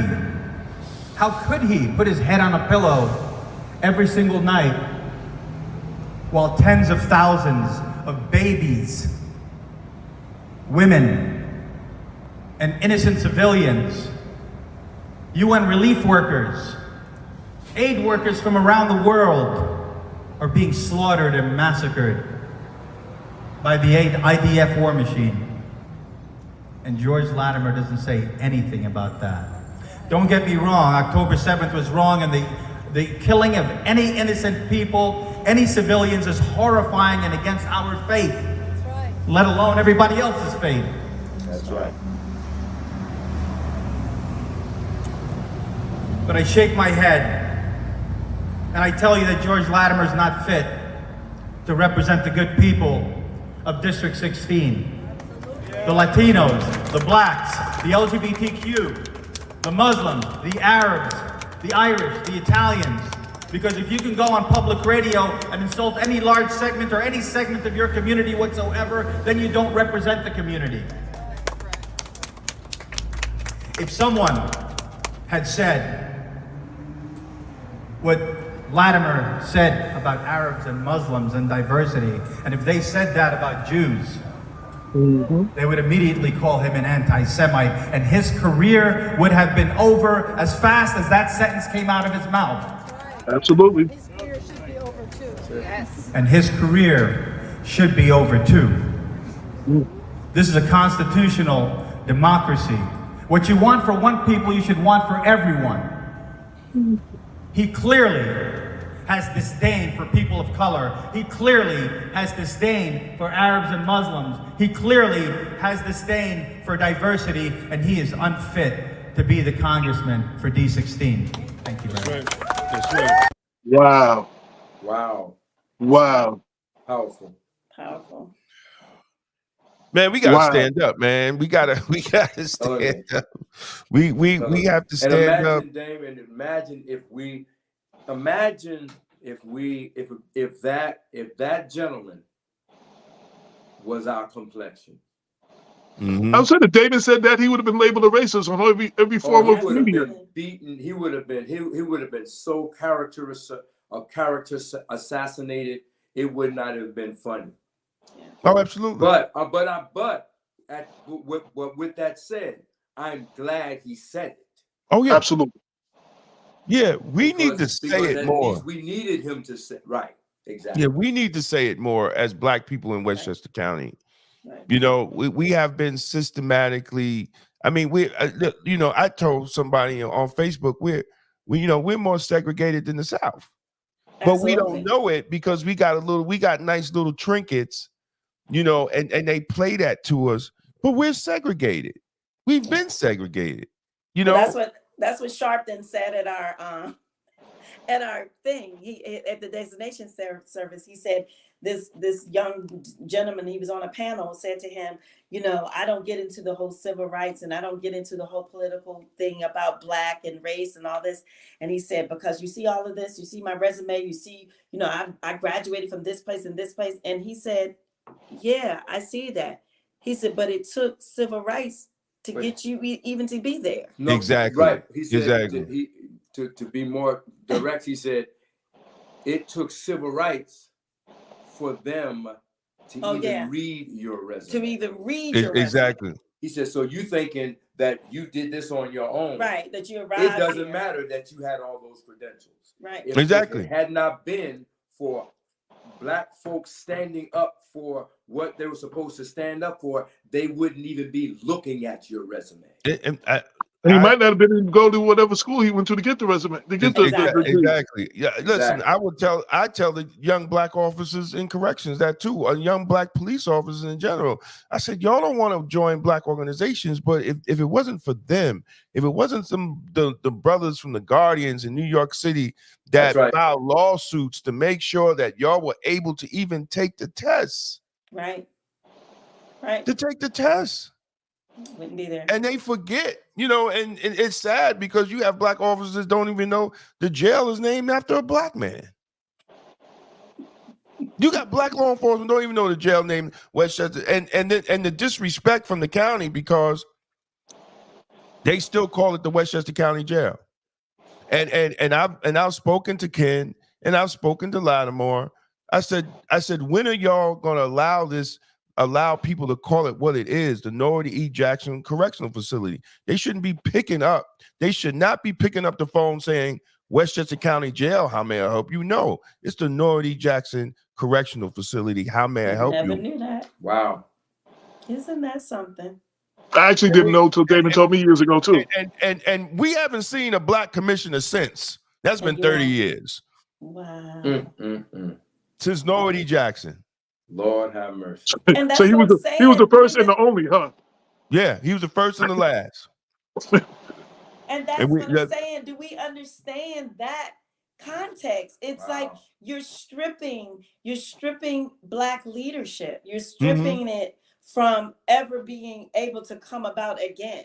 So it's not I'm old, frankly. When I leave here, I'm praying that I'll be able to see it before I leave here. And I mean physically leave. It's like, it's sad. And what are we doing? And then I go from the state Senate all the way down.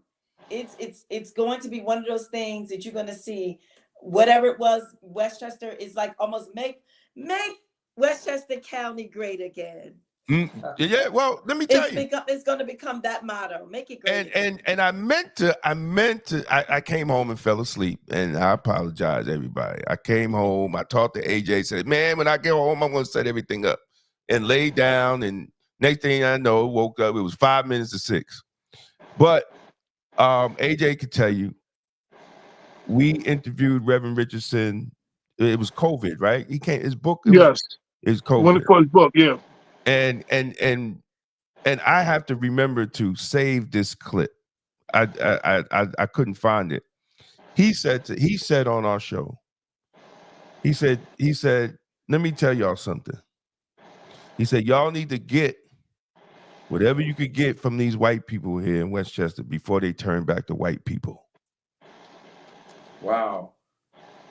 Talking about right after George Floyd, right after when that whole thing was going on. Right. Yeah, get whatever you can get now while it lasts. Exactly. The prophetic me just came out. Then that's exactly what's happening. That's exactly what's happening. That's exactly what's happening. It's sad but true. When I know a year ago, DEI, 2 years ago, DEI was the buzzword, was the catchphrase in all educational policies. Mm-hmm. You barely hear DEI ever being spoken. No real policies came. They just made a shift in, with the whole, sending memorandums of understanding and those kinds of things. But it actually becoming a policy. Half the people complain about DEI. Ask them what it stands for. Right. Exactly. No, I'm serious. I've done that. Seriously. It's like, oh, the DEI. What does it stand for? What does DEI mean? You know the crickets. Amazing. It's like critical race theory. What is that exactly? What is that? Right. What does it mean? What does it mean? Yeah. Yeah. So But they never let facts get in the way of a good story. So, But we appreciate it. I'm telling you, I just, like I said, I am waiting for, our phone is blown up. We've talked to a couple of people, and I know the hush people want us to hush, but no. Yeah. Sorry. Yeah. Well, I want to applaud seriously when I got the call. First, you and I want to say this. I want to say this to everybody. Like, people like, oh, AJ, why you didn't touch upon this? Why are you not doing the story? You did it happened to you, and you took the first step, and you made a video to let people know. Right. Like I can't just know what happens to you, what's happening. Like, we have to speak up. It was because you spoke up. My phone blew up, and I text you. I hit both of you. You know what I'm saying? Like, my phone blew up because you spoke up, and we need more of that. Yeah. You know what I'm saying? Like, it's just the squeaky wheel gets the oil. Like, I mean, So I want to applaud y'all, one, for speaking up. I want to applaud y'all as Black clergy that's not afraid to speak up. And I want to applaud you as an NAACP president who is not afraid to speak up. Amen. Even before I was involved, I was with y'all with the whole attacking Jamaal, need to go to jail thing. Exactly. That whole thing. Exactly. Where Mayor Spano supposedly said or allegedly said, because I ain't hear it, but so I'm just saying I'm saying allegedly. He said you got a better chance getting an appointment with Jesus than getting an appointment with me. He said that too. I was there for it and taped it. so I was like, that's what got me. I was like, wait, what? He said what? That's when I got involved with that part. It was like, I was like, he's forever sorry that he ever said it. Right, and then with the firefighter, the racist comments, yes. The press conference, and like I said, that thing 4 years ago that I just read, like, for standing on business and for being an example of what our leaders should look like and do. And I know that you get beat up. I know you get beat up from the higher ups in the NAACP. I know you probably get beat up in some of the clergy community. You know what I'm saying? I know you probably get beat up, y'all are educators in that venue too. You know what I'm saying? But you still speak on it, and I appreciate that as someone. I mean, I consider us truth speakers, and hopefully we'll inspire the next generation of truth speakers. And it's always a pleasure for me to celebrate y'all and let them young people see, because some of the people our age and my age and a little younger, they may never change, but we need to let them see some people that used to be the thing about Damon when he would speak up on the police as a member of law enforcement. Right. They never heard a cop talk like that. They was like, Exactly. wait, you retired? No, you still on the job? Like, you know, like, yo. So I'm just saying, like, you know, representation is everything. Like our representation, Bowman representing us in Congress. Representation is everything. And speaking up, it empowers and emboldens and gives permission for others to speak up. And I want y'all to continue doing that. And Yes, I please. appreciate you. Oh, absolutely. Yes, Absolutely. please. Let's please, because we need it in Westchester County. And we need more. I mean, the only way the lion is going to learn how to roar is to see other lions roaring. That's the only way, you know. And it hurts my heart to see so many black men just meowing. My. That's You know, deep. it hurts my heart to see my black pastors. Yeah. You know, instead of saying "Thus say the Lord," they're getting county jobs. You know, and I call it what I see it, because it is what it is. I had a pastor, I ain't gonna say his name. Man, I'm just trying to get me a job. So I said, bro, like, no, that's not what it's about. Then he says, well, you got a job, you got a county job. Man, I took a test, man. I went through the academy and I took 3 more tests. And then I had to take another test. I didn't get appointed, right? I had to get mine.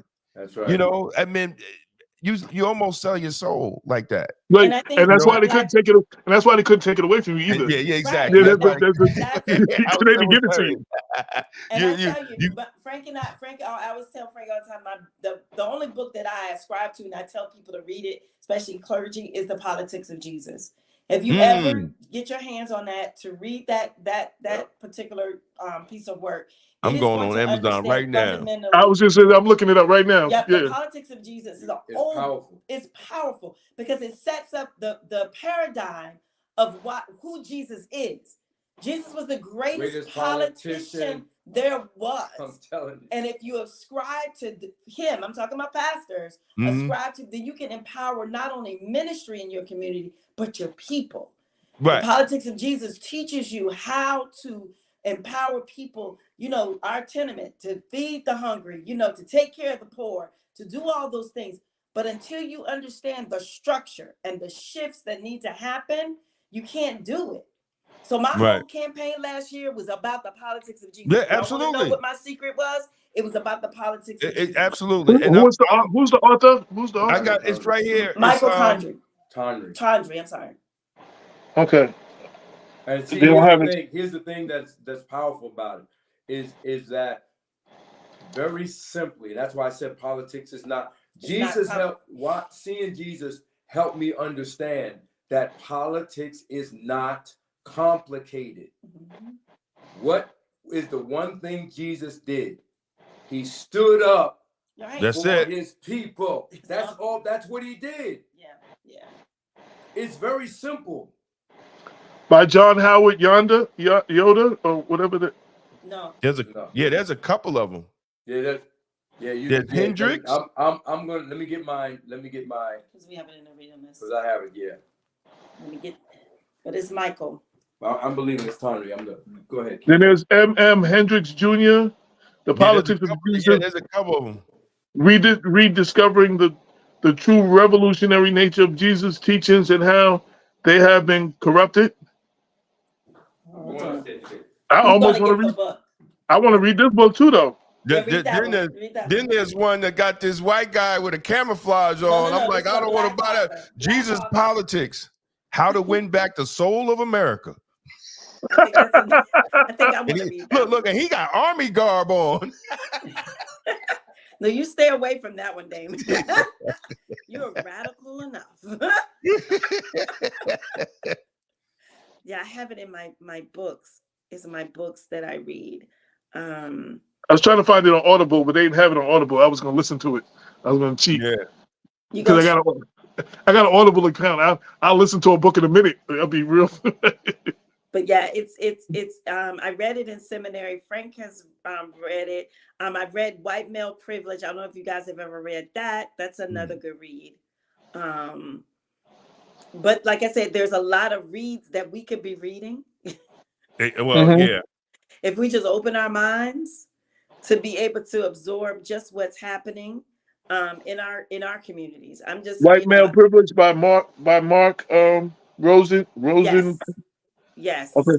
Well, that's on Audible. I got credit. That's there you go. I got it. Okay, good. I'm gonna listen to that on my next train ride down. Yeah, that's a good book. That's a good read, because I think we have. It's something that you said, AJ, that was powerful, because we've been reprogrammed, right? That's right. So you have a generation like my mom and dad are in their 80s. So this stuff just flies in their face and they just push it back because they went through the civil rights era. So they understand what this is. So when they're telling me and Frank, they're like, we seen this before. Y'all just seeing this? We experienced this before. You know what the problem is, and I spoke on this. That's it. I'm 58. I'm 58 years old. Everybody my age and younger, all the things that they fought for in the civil rights, we were born with. Exactly. So we didn't have to fight. We didn't have to fight. And we just rested and enjoyed it. You know what I'm saying? And it's like, that's what my dad says. we didn't continue fighting for all the next stuff that we need. And we end by not fighting for it and not teaching our kids to fight for other stuff.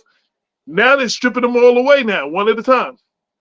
And see, the funny thing about that is just when you said 58, I'm 64. Now this is what happened with me. I'm 5-6 years old. I'm 5-6 years old, 7 years old, and my mother had me in front of the television, had us in front of the television, watching all of the civil rights struggles, all the things that was going on. As a little kid, we're watching it. When Dr. King was killed, right? I was 9 years old. My mother, I was 2. She's making us watch all of that. So you got to. So again, like you said, we went through those, and just by a few years being a few years older, just being a few years older than you, and that, like you said, you came up and it was boom. I came up and it was in the transition. Right. Exactly. And now what they watch is booty shaking and booty shaking and all type of craziness. That's right. Yeah, I can't understand how grown women, they in their 50s and they booty shaking. Like, what are y'all doing? Like, come on, man. Yo, during COVID, I was like, everything, man. Right, during COVID, I was like, yo, you don't even have to watch porn no more. You can just scroll through Instagram. It's crazy. But it is Aubrey Hendricks. Aubrey Hendricks, okay. Another book. It's Aubrey Hendricks. Okay, great.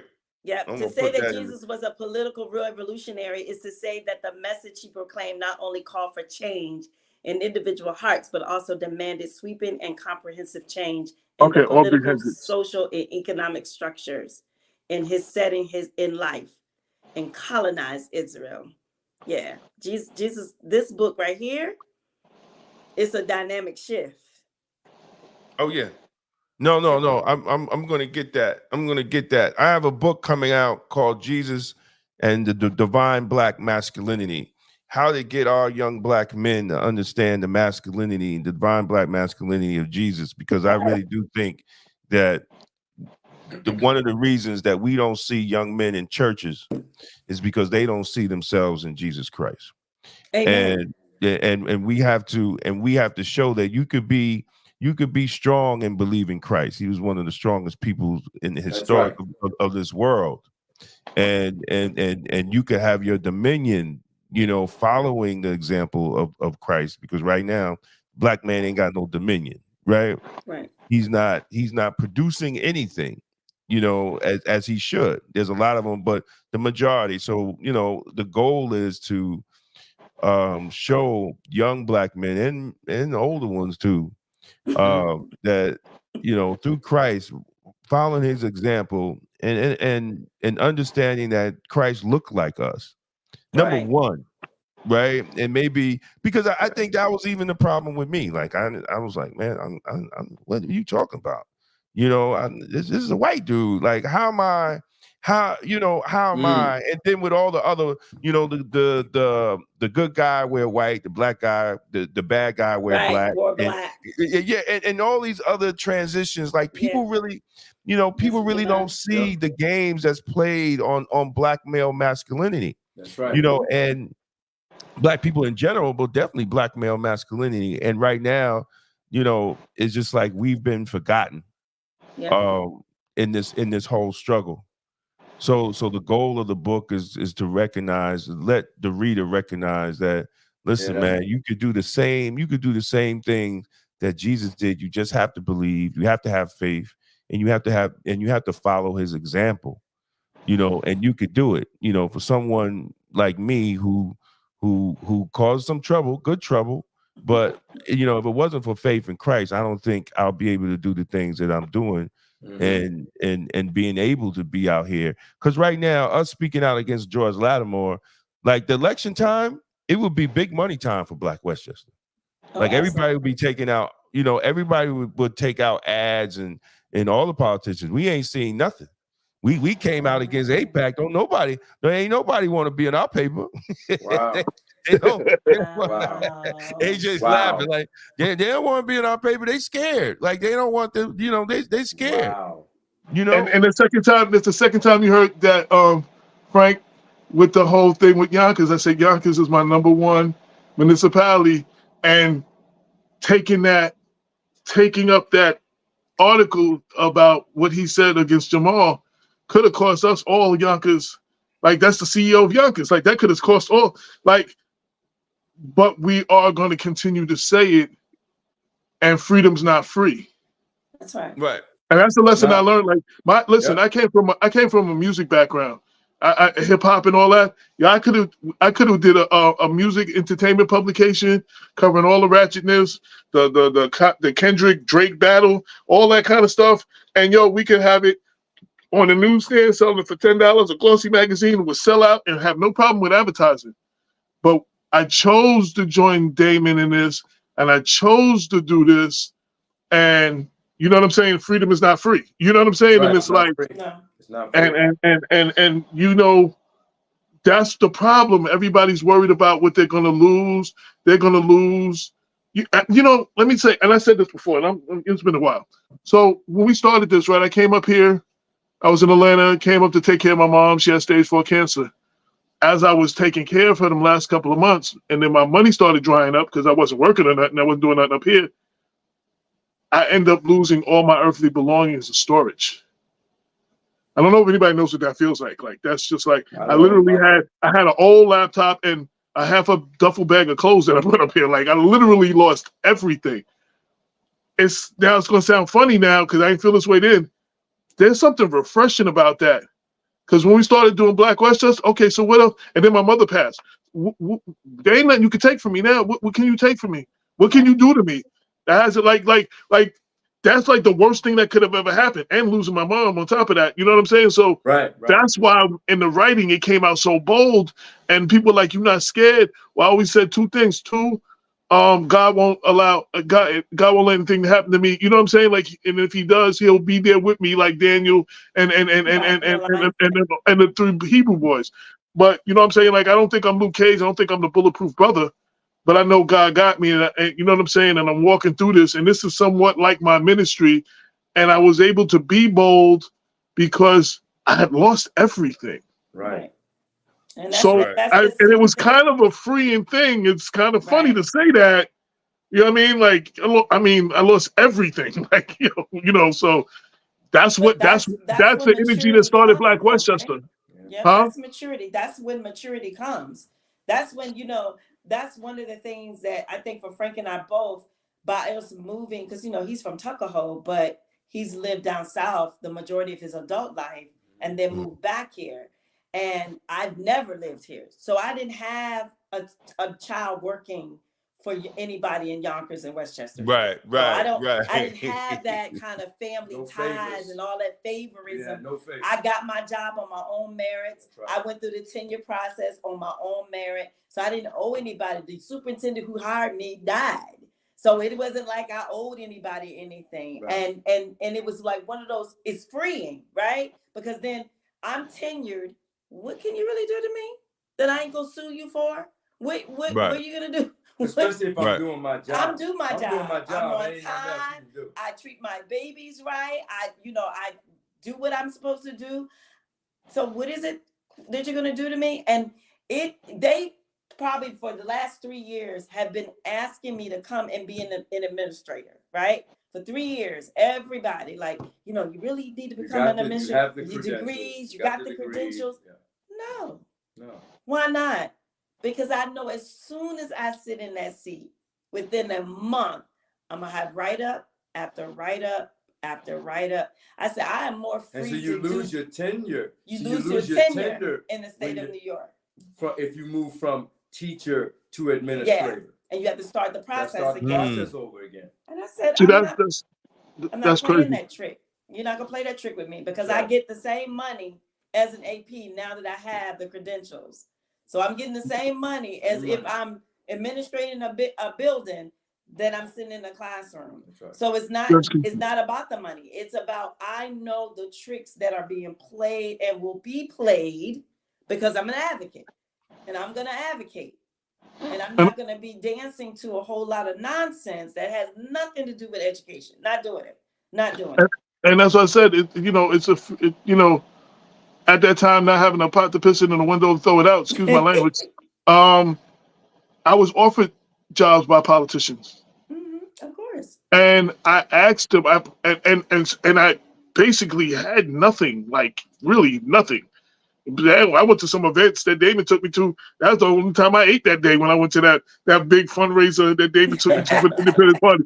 I ate some good food that day. I had 15 cents in my pocket and the soup and the outfit that I brought to wear at my mother's funeral. That's the only thing I had. But what even in that position, I asked the question, are you trying to hire me because you think I would do a good job or a means to silence me from doing Black Westchester? There it is. And when you have somebody that don't got nothing, ask you a question like that, I should have been, a $100,000 job or whatever position, you know what I'm saying? I should, it was some benefits. I ain't had no benefits either at the time. So I was like, I really didn't have no benefits. I should have been happy for it. I should have been, but instead I asked that question. And I know people probably looked at me a little funny, like, yo, why I'm trying to give you a handout. But you know what? And a couple of people said they were gonna help us in the beginning and the money never came. The best thing that never happened, because nobody gave us this, nobody financed this, and they can't take it away. Right, absolutely. You know what I'm saying? So it's just like, I mean, and Damon went through all that, the trials and tribulations, attacking his family's business, all that's in the book, the first book. But it's like, yo, that's what grew us. This is we coming on our 10-year anniversary. This is show number 397. We're coming on our 400th show soon. Like, you know what I mean? This is like, and powerful. And okay, so, when you look at, I was in the music business, so, you look at numbers. So if your numbers, you're not doing a certain numbers in the beginning, or if you're not doing a certain numbers, they drop you. If you're not consistently doing, but even with the numbers being sporadic, the one thing is we have a large digital footprint. Right. And everywhere I go, even in these white communities and stuff, and they hear, oh, that's AJ from Black Westchester. I hear two things. Oh, you're AJ from Black Westchester? Oh, you're AJ from Black Westchester. It's one or the other. But they heard of me and they're reading some of the stuff. You know what I'm saying? And we get 10 college graduates a year sending resumes for a job. That's because awesome. Of our digital footprint. That ain't no job. I don't pay myself a salary, so it's like ain't no job. But yeah, I might as well be. I'm the chief cook and bottle washer. So you know what I'm saying. But it's the power and it's the understanding. So my things were slow in Atlanta before I came back up, and people were asking, "You're doing much better." I said, "My pocket might not be like if you're judging it like that. My pocket may not be that much better." You know what I'm saying? But one thing is, I have many major people on speed dial. Right. You know what I'm saying? I have congressmen, state senators. You know, we reach out. I don't have Eric Adams about speed dial, but I go through one to two people to get him to give me a call or get in touch with him. You know what I'm saying? Like I can almost reach. We can almost reach just about anybody. Exactly. You know what I'm saying? And that's a level of power that you can't pay for. Influence. That's right. That's Oh, right. influence. You do the wrong, but yeah, that's a level of influence you can't pay for. That's so right. It's just like I'm trying to, you walk that balance because this is a business you need to eat. But you know what I'm saying? But that walking on integrity, it's a tightrope walk. To be honest, that's right. It's And really integrity and righteousness is going to always be your guide, and it's going to always bless you. It might not be blessing you right now, but the end result will bless. And it's blessing people like Frank and I. It's blessing other people. Yeah. They may not say it to you often enough as they should, but it helps us to always be conscious of what our goal is, what our mission is. I haven't been so inspired since Sharpton came 2 weeks ago. I mean, I hear Frank and I talk it. I listen to your show regularly. I hear certain people's pocket, but he inspired me once again and charged us once again as a Black community. You guys need to be the loudest voices in the room, not the quietest, because you have yet to achieve everything that is due you. You have to be the loudest. He said, people aren't calling me to come just to be a face. They're calling me to open up my big mouth and talk. And that's what it is. Right. He said, they're not calling me because I'm Al Sharpton. They're calling me to speak. When I come, they know controversy is coming. They know, and I'm going to shed a light on something that is dark. That's right. And so I celebrate this you too, because that's what it's about. We have to shed light on things that are dark.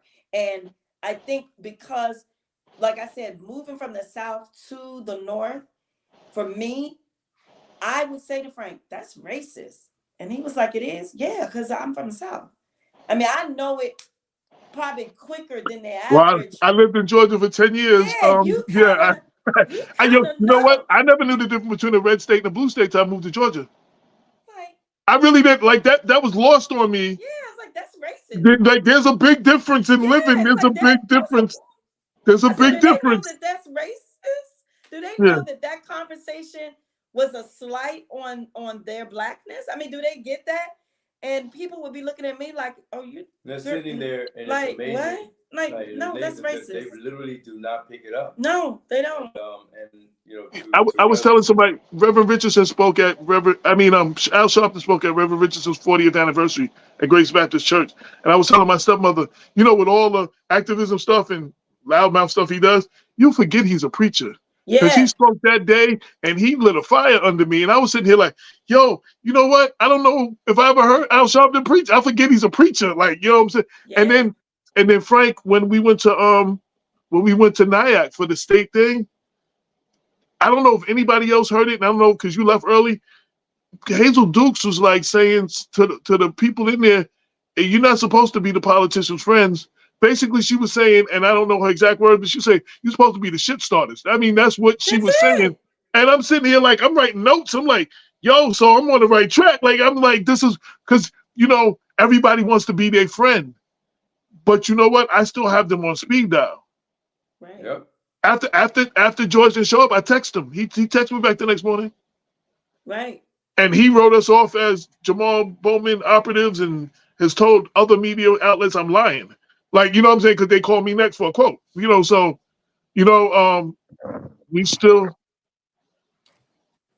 And if we were operatives of anybody, we would be in ridiculous trouble. Exactly. Because we cannot endorse any candidate. Mm-hmm. So again, these are the things that the foolishness that they share and use as an excuse. The reality is you turned your back on Black people when you did not come to be with the NAACP That's right. of Westchester.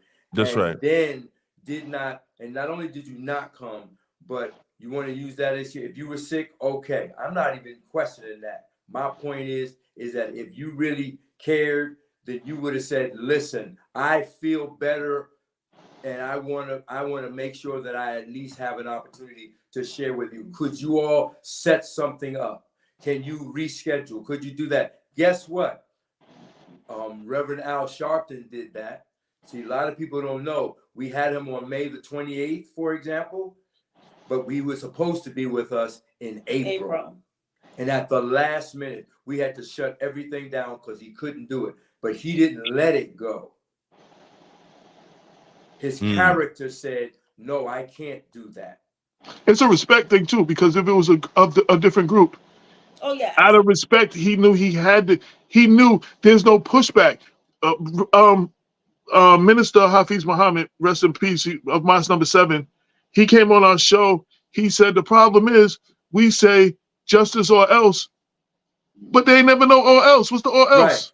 Right. Like you know what I'm saying? Like, what's the pushback? Like, if you better give me this, and if I don't, what's the pushback? Like, there's no pushback. You know what I'm saying? The So or else is okay. We're gonna go home. Yeah, we ain't gonna do nothing. We're gonna go home. Yeah, that's it. That's it.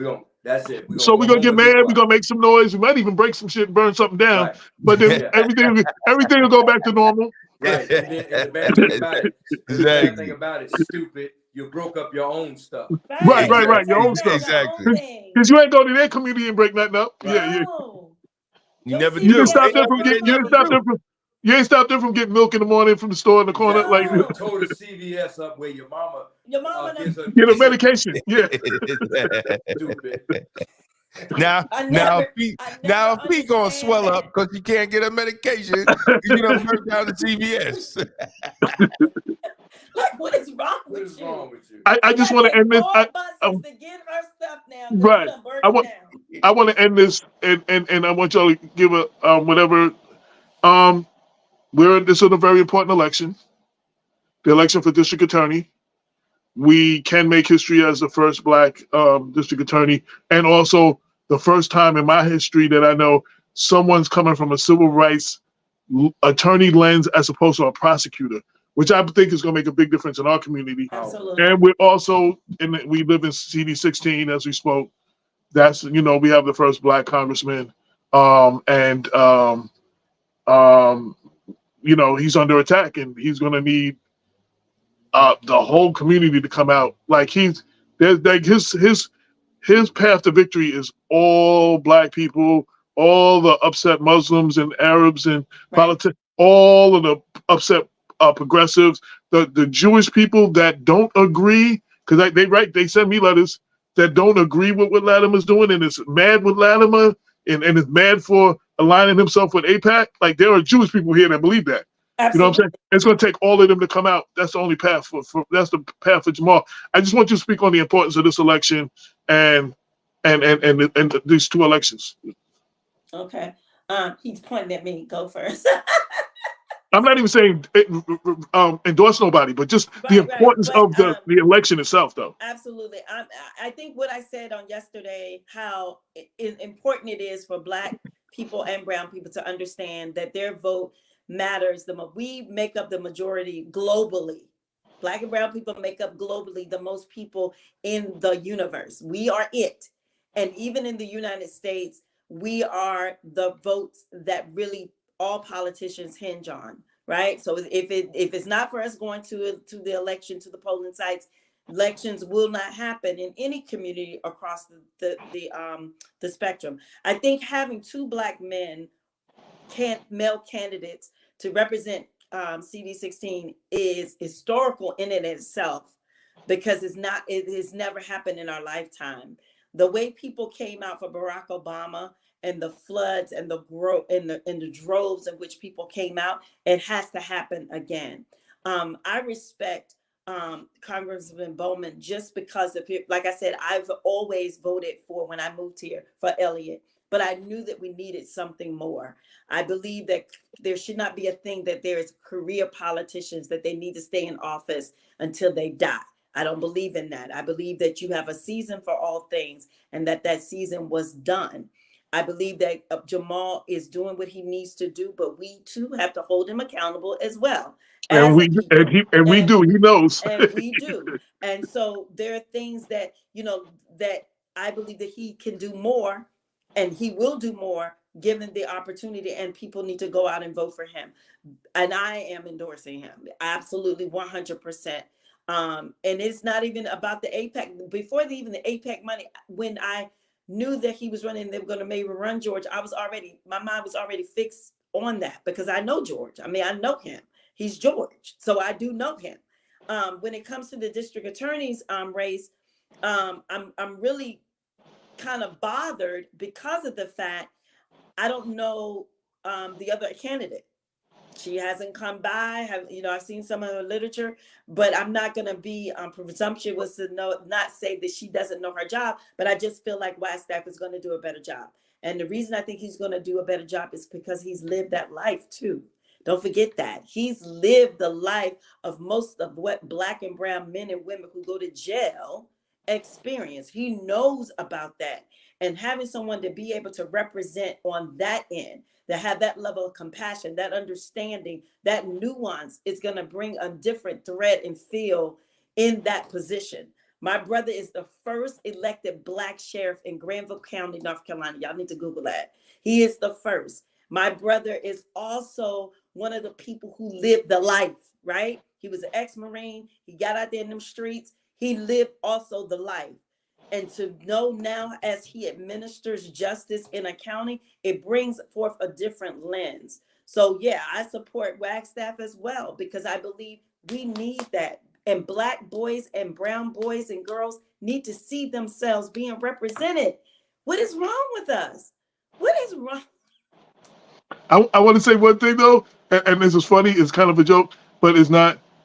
Even though she was a little pushback that I was the moderator of the DA, the joint DA of it. She understood that she needed to be there at the NAACP thing. I'm just saying a difference between the two races. She did understand, because her Damon and them had a press conference. Damon went to a press conference that they had that was calling her out for something, and she spoke to the people saying that I shouldn't be the moderator because we endorsed him. So she was already on whatever, but she showed up though. That's all. Handlers, and I know some of her handlers that told her not to come. Mm-hmm. So I had a wager with Frank, like, I bet she ain't gonna show up. And I'm glad she did. But I think too, but you still have not sat down with Black people and had a conversation. So I don't understand. Where did they get? Go ahead, sis. Go ahead. I'm done. Oh, no, but where did they get this thing that they don't have to show up for us? Because we've allowed it. We've allowed it. What's the or else? As Hafiz said, as Hafiz said, what's the or else? If they don't show, or else what? And then we have had gatekeepers in our community since I've been here. See, I've been here only 15 years roughly, but you got gatekeepers here that's supposed to be the voice of the Black community. And as long as they're speaking out both sides of their neck, they're coming in our. Somebody in particular came to mind. I'm just saying this. Yeah, so you got your gatekeepers, and the gatekeepers keep holding us on one side of the gate, and the people and they in the middle telling them what we said, and it ain't really what we're saying, because what we're saying right now is really what we're saying, but they're not articulating that to the other folks. And if they were, what happens is the other folk share with them. This is what we're going to do if you control them. Yeah. So they come back with a message to calm us down and make us feel that they're going to do something. And for years, decades, centuries, it never materialized. No, it never. And like I said, somebody comes to mind, and me and Damon get those calls instead of hearing from the one. Keep on getting the noise from that. You got to call the name, brother, because I don't know who you talking. The Black Godfather. Oh, yeah, man. Listen. So the bottom I know line they for know me- what I'm talking about. That's Yonkers. So they know what I'm talking about. So Rev really has summed it up. But for me, again, as a pastor, because that's number one for me, it's not complicated. Right. It's about what's right and what's wrong. Exactly. And don't be upset at me that I see what you're doing wrong to my people. Don't get upset at me when I see you share rhetoric, right? To draw us in, to get our votes, to do those things, and then you do nothing. And then suddenly, every now and then, excuse my language, an ink spot makes it. And we celebrate it like we got some. And we celebrate it like it's the greatest thing since that sliced bread. And we celebrate it.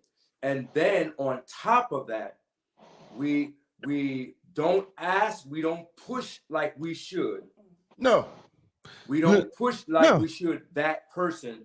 And so then they're accused of doing nothing. Or as we see with Jamaal, he pushes for what he should be pushing, and they make the noise that he's just standing up for the Black people. That's it.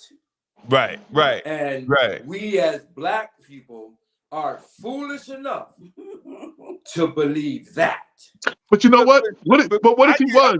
What if he was? What if he was only standing up for Black people? What if he was?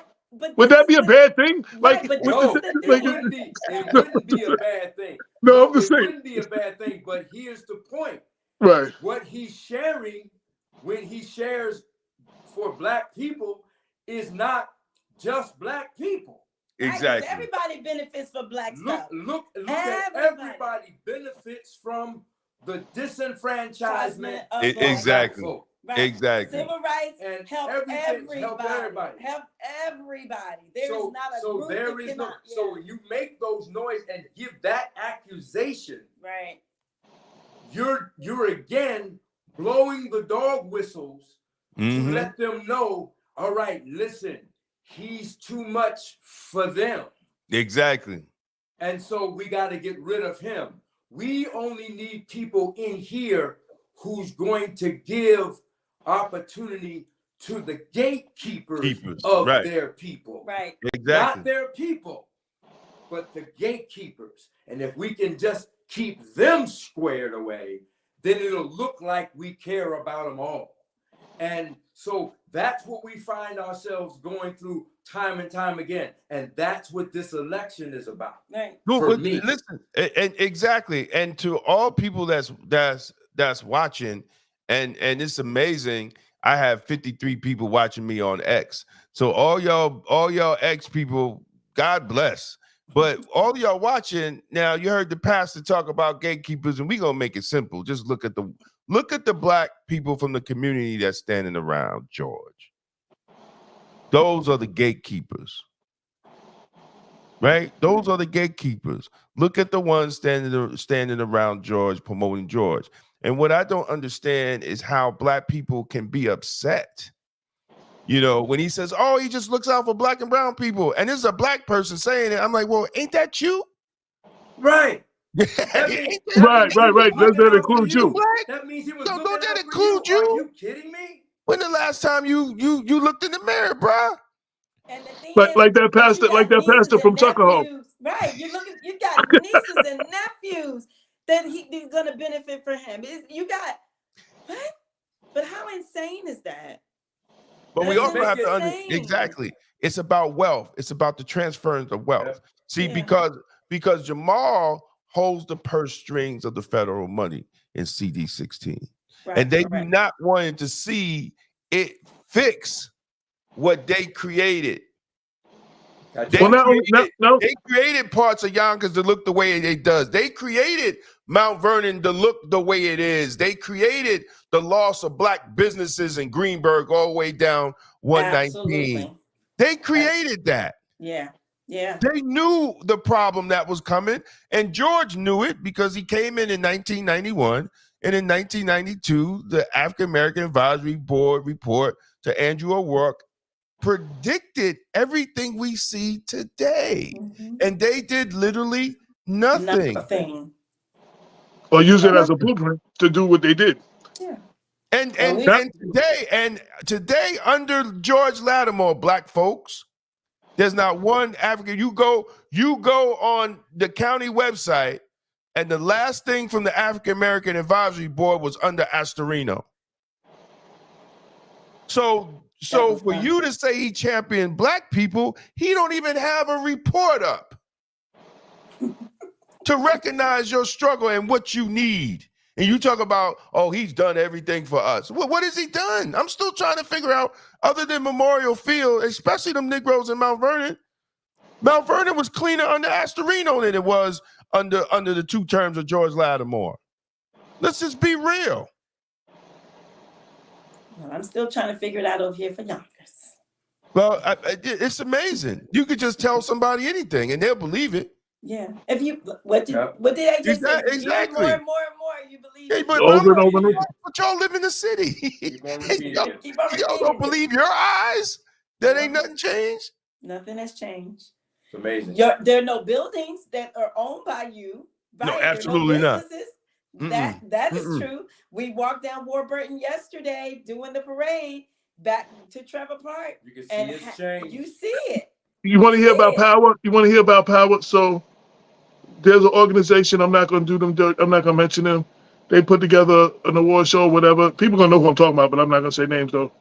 So George Latimer supported this organization for 10 years and the things that they were doing until they had an event and they honored me and Damon. Wow. Didn't show up, didn't put nothing in the journal, didn't. Nothing. And wait, and then told the person that was why. Yeah.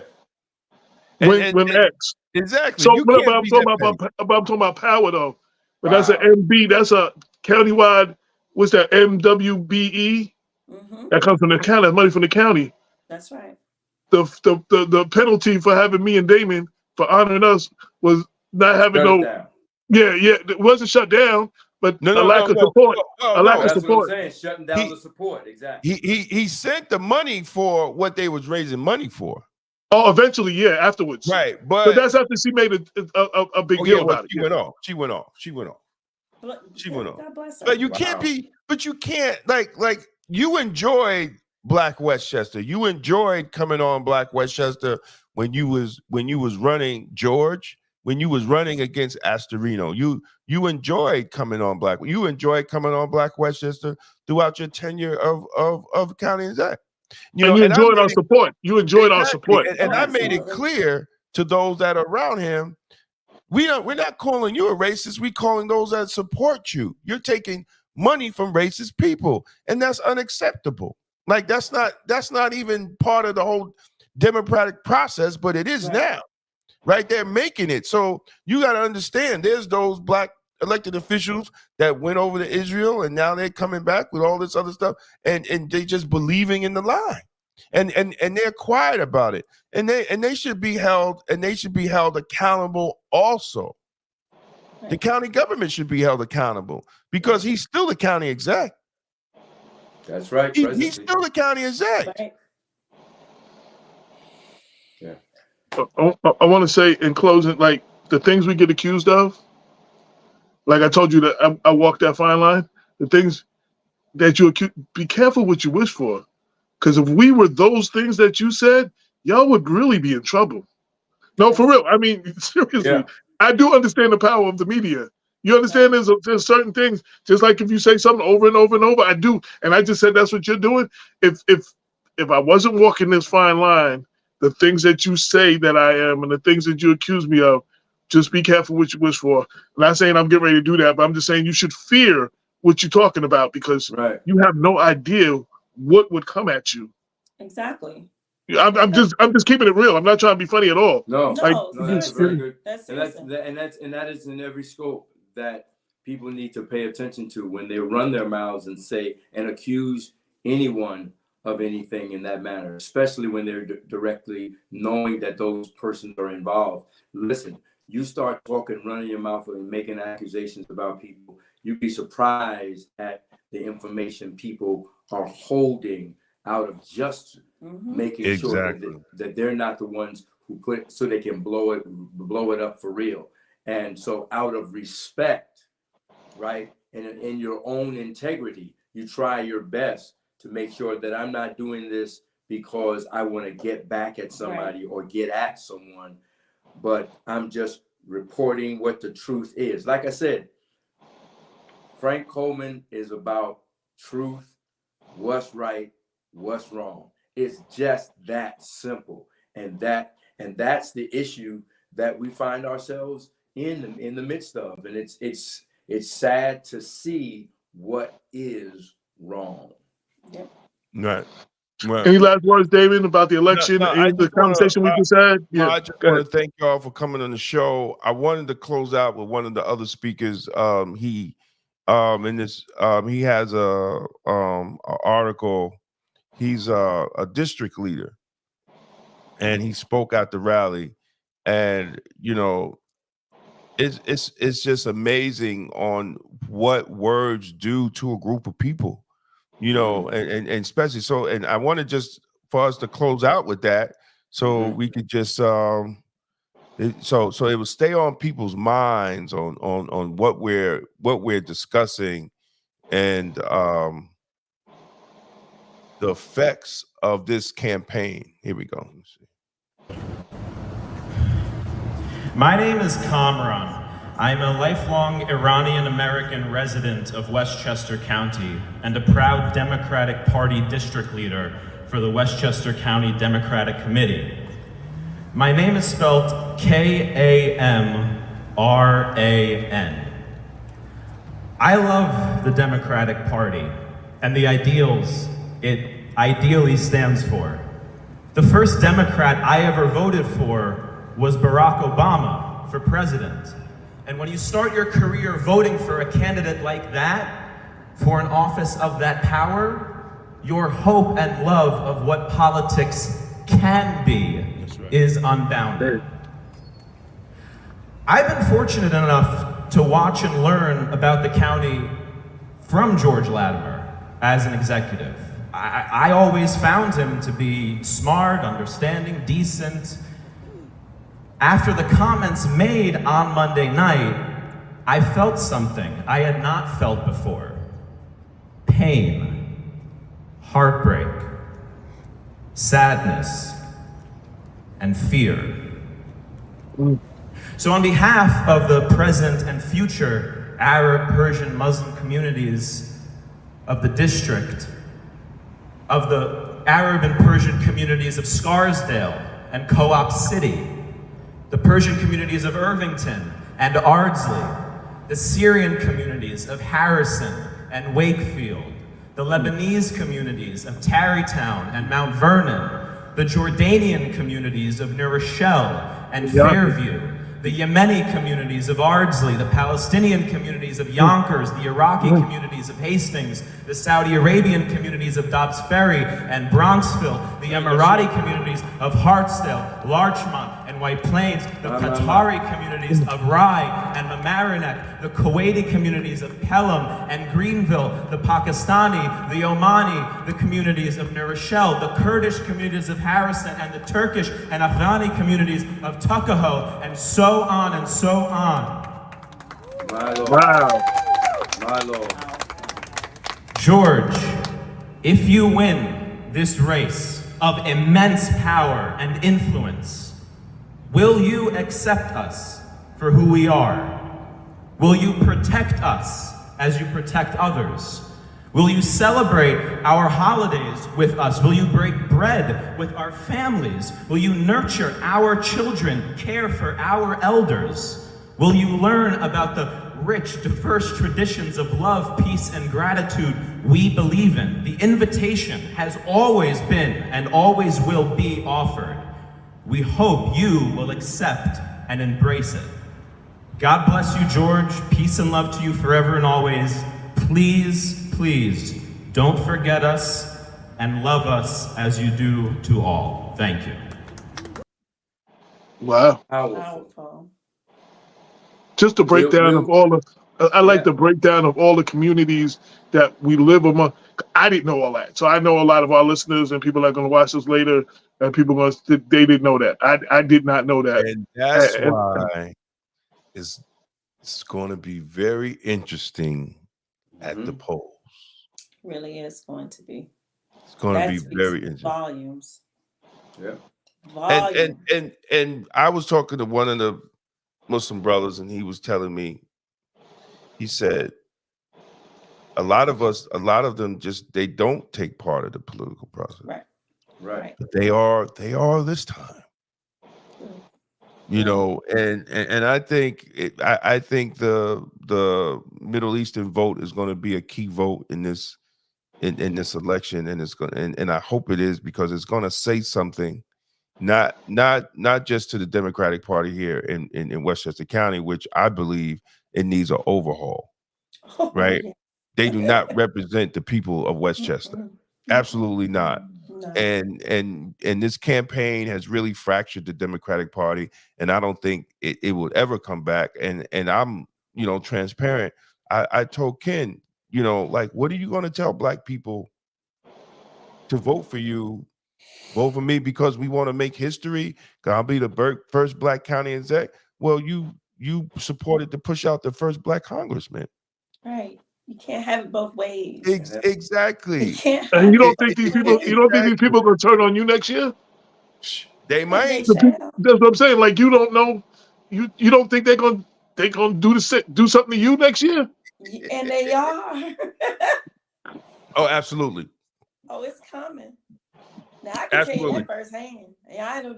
Listen, I already know over on this side of the water. When Jamaal wins, they will not. And I'm just saying, the powers that be, the white powers that be, will not have a Black congressman in a Black county exec. Because look what the state, and you know what? And it's sad, because when Mondear Jones ran and Jamaal, when they both won, they split the district up. Like, they didn't want two Black men to be in two districts. I didn't understand. I'm like, what is it? Is it self-hate? Yeah. Is it really so? And these are Democrats. Yeah. Yeah. I don't know. But I really don't know. But it's because racism is real. Mm-hmm. And all the levels of racism is real. And so we're grateful to have this one, and we're grateful to have that one. And then all of a sudden they go, wait a minute. In their private meetings, they go, wait a minute.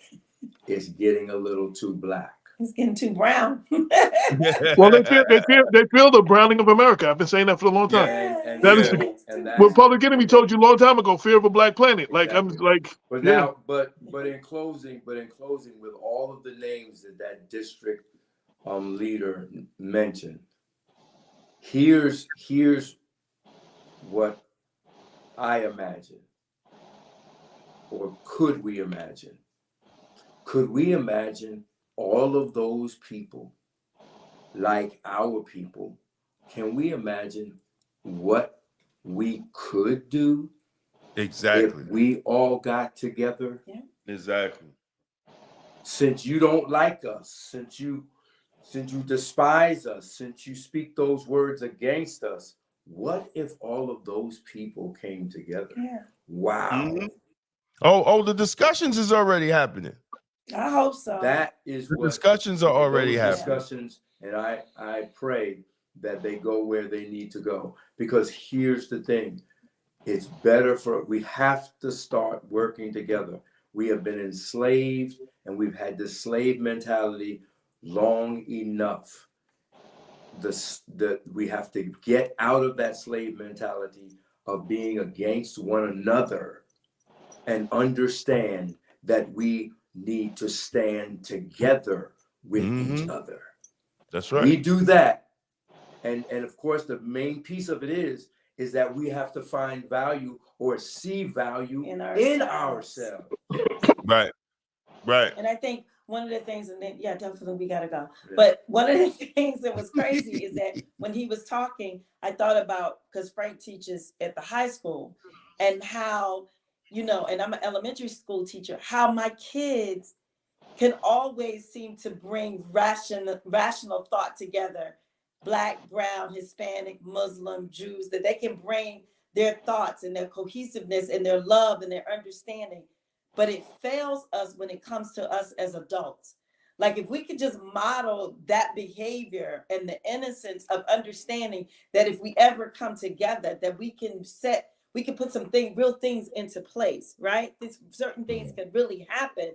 But as we grow and you see systemic racism continues to melt away and divide anything that's connected, then it is going to take that, what he said, that these people have to come, we all got to come together. If Black and brown people would ever understand their collective power, you have the power. And not to say we want to dismantle white folk, that's not it. Right. What we're saying is we need to take back what you claim you were going to give us in the first place. I want what you, I don't even take it back because you never gave it to me, but let me take it back. Let me just say that. You never gave it to me. You never gave me what you promised. You never gave us what you said was due us in the first place. And what we've done, we've allowed as Black America, and that's universal, is to allow the Civil Rights Act to promote every culture and concept in America except for ours. We did that. We were just happy just to say we got a Voting Rights Act that they have to vote on for us to even have. To renew. You can't, that's crazy for me. That is just simply ridiculous. That is now being stripped away little by little, and we're not getting it. We gotta have people like Bowman in Congress that's gonna champion just having that done. If I can see that done in my lifetime, I'm gonna be excited. Exactly. I'm gonna be excited.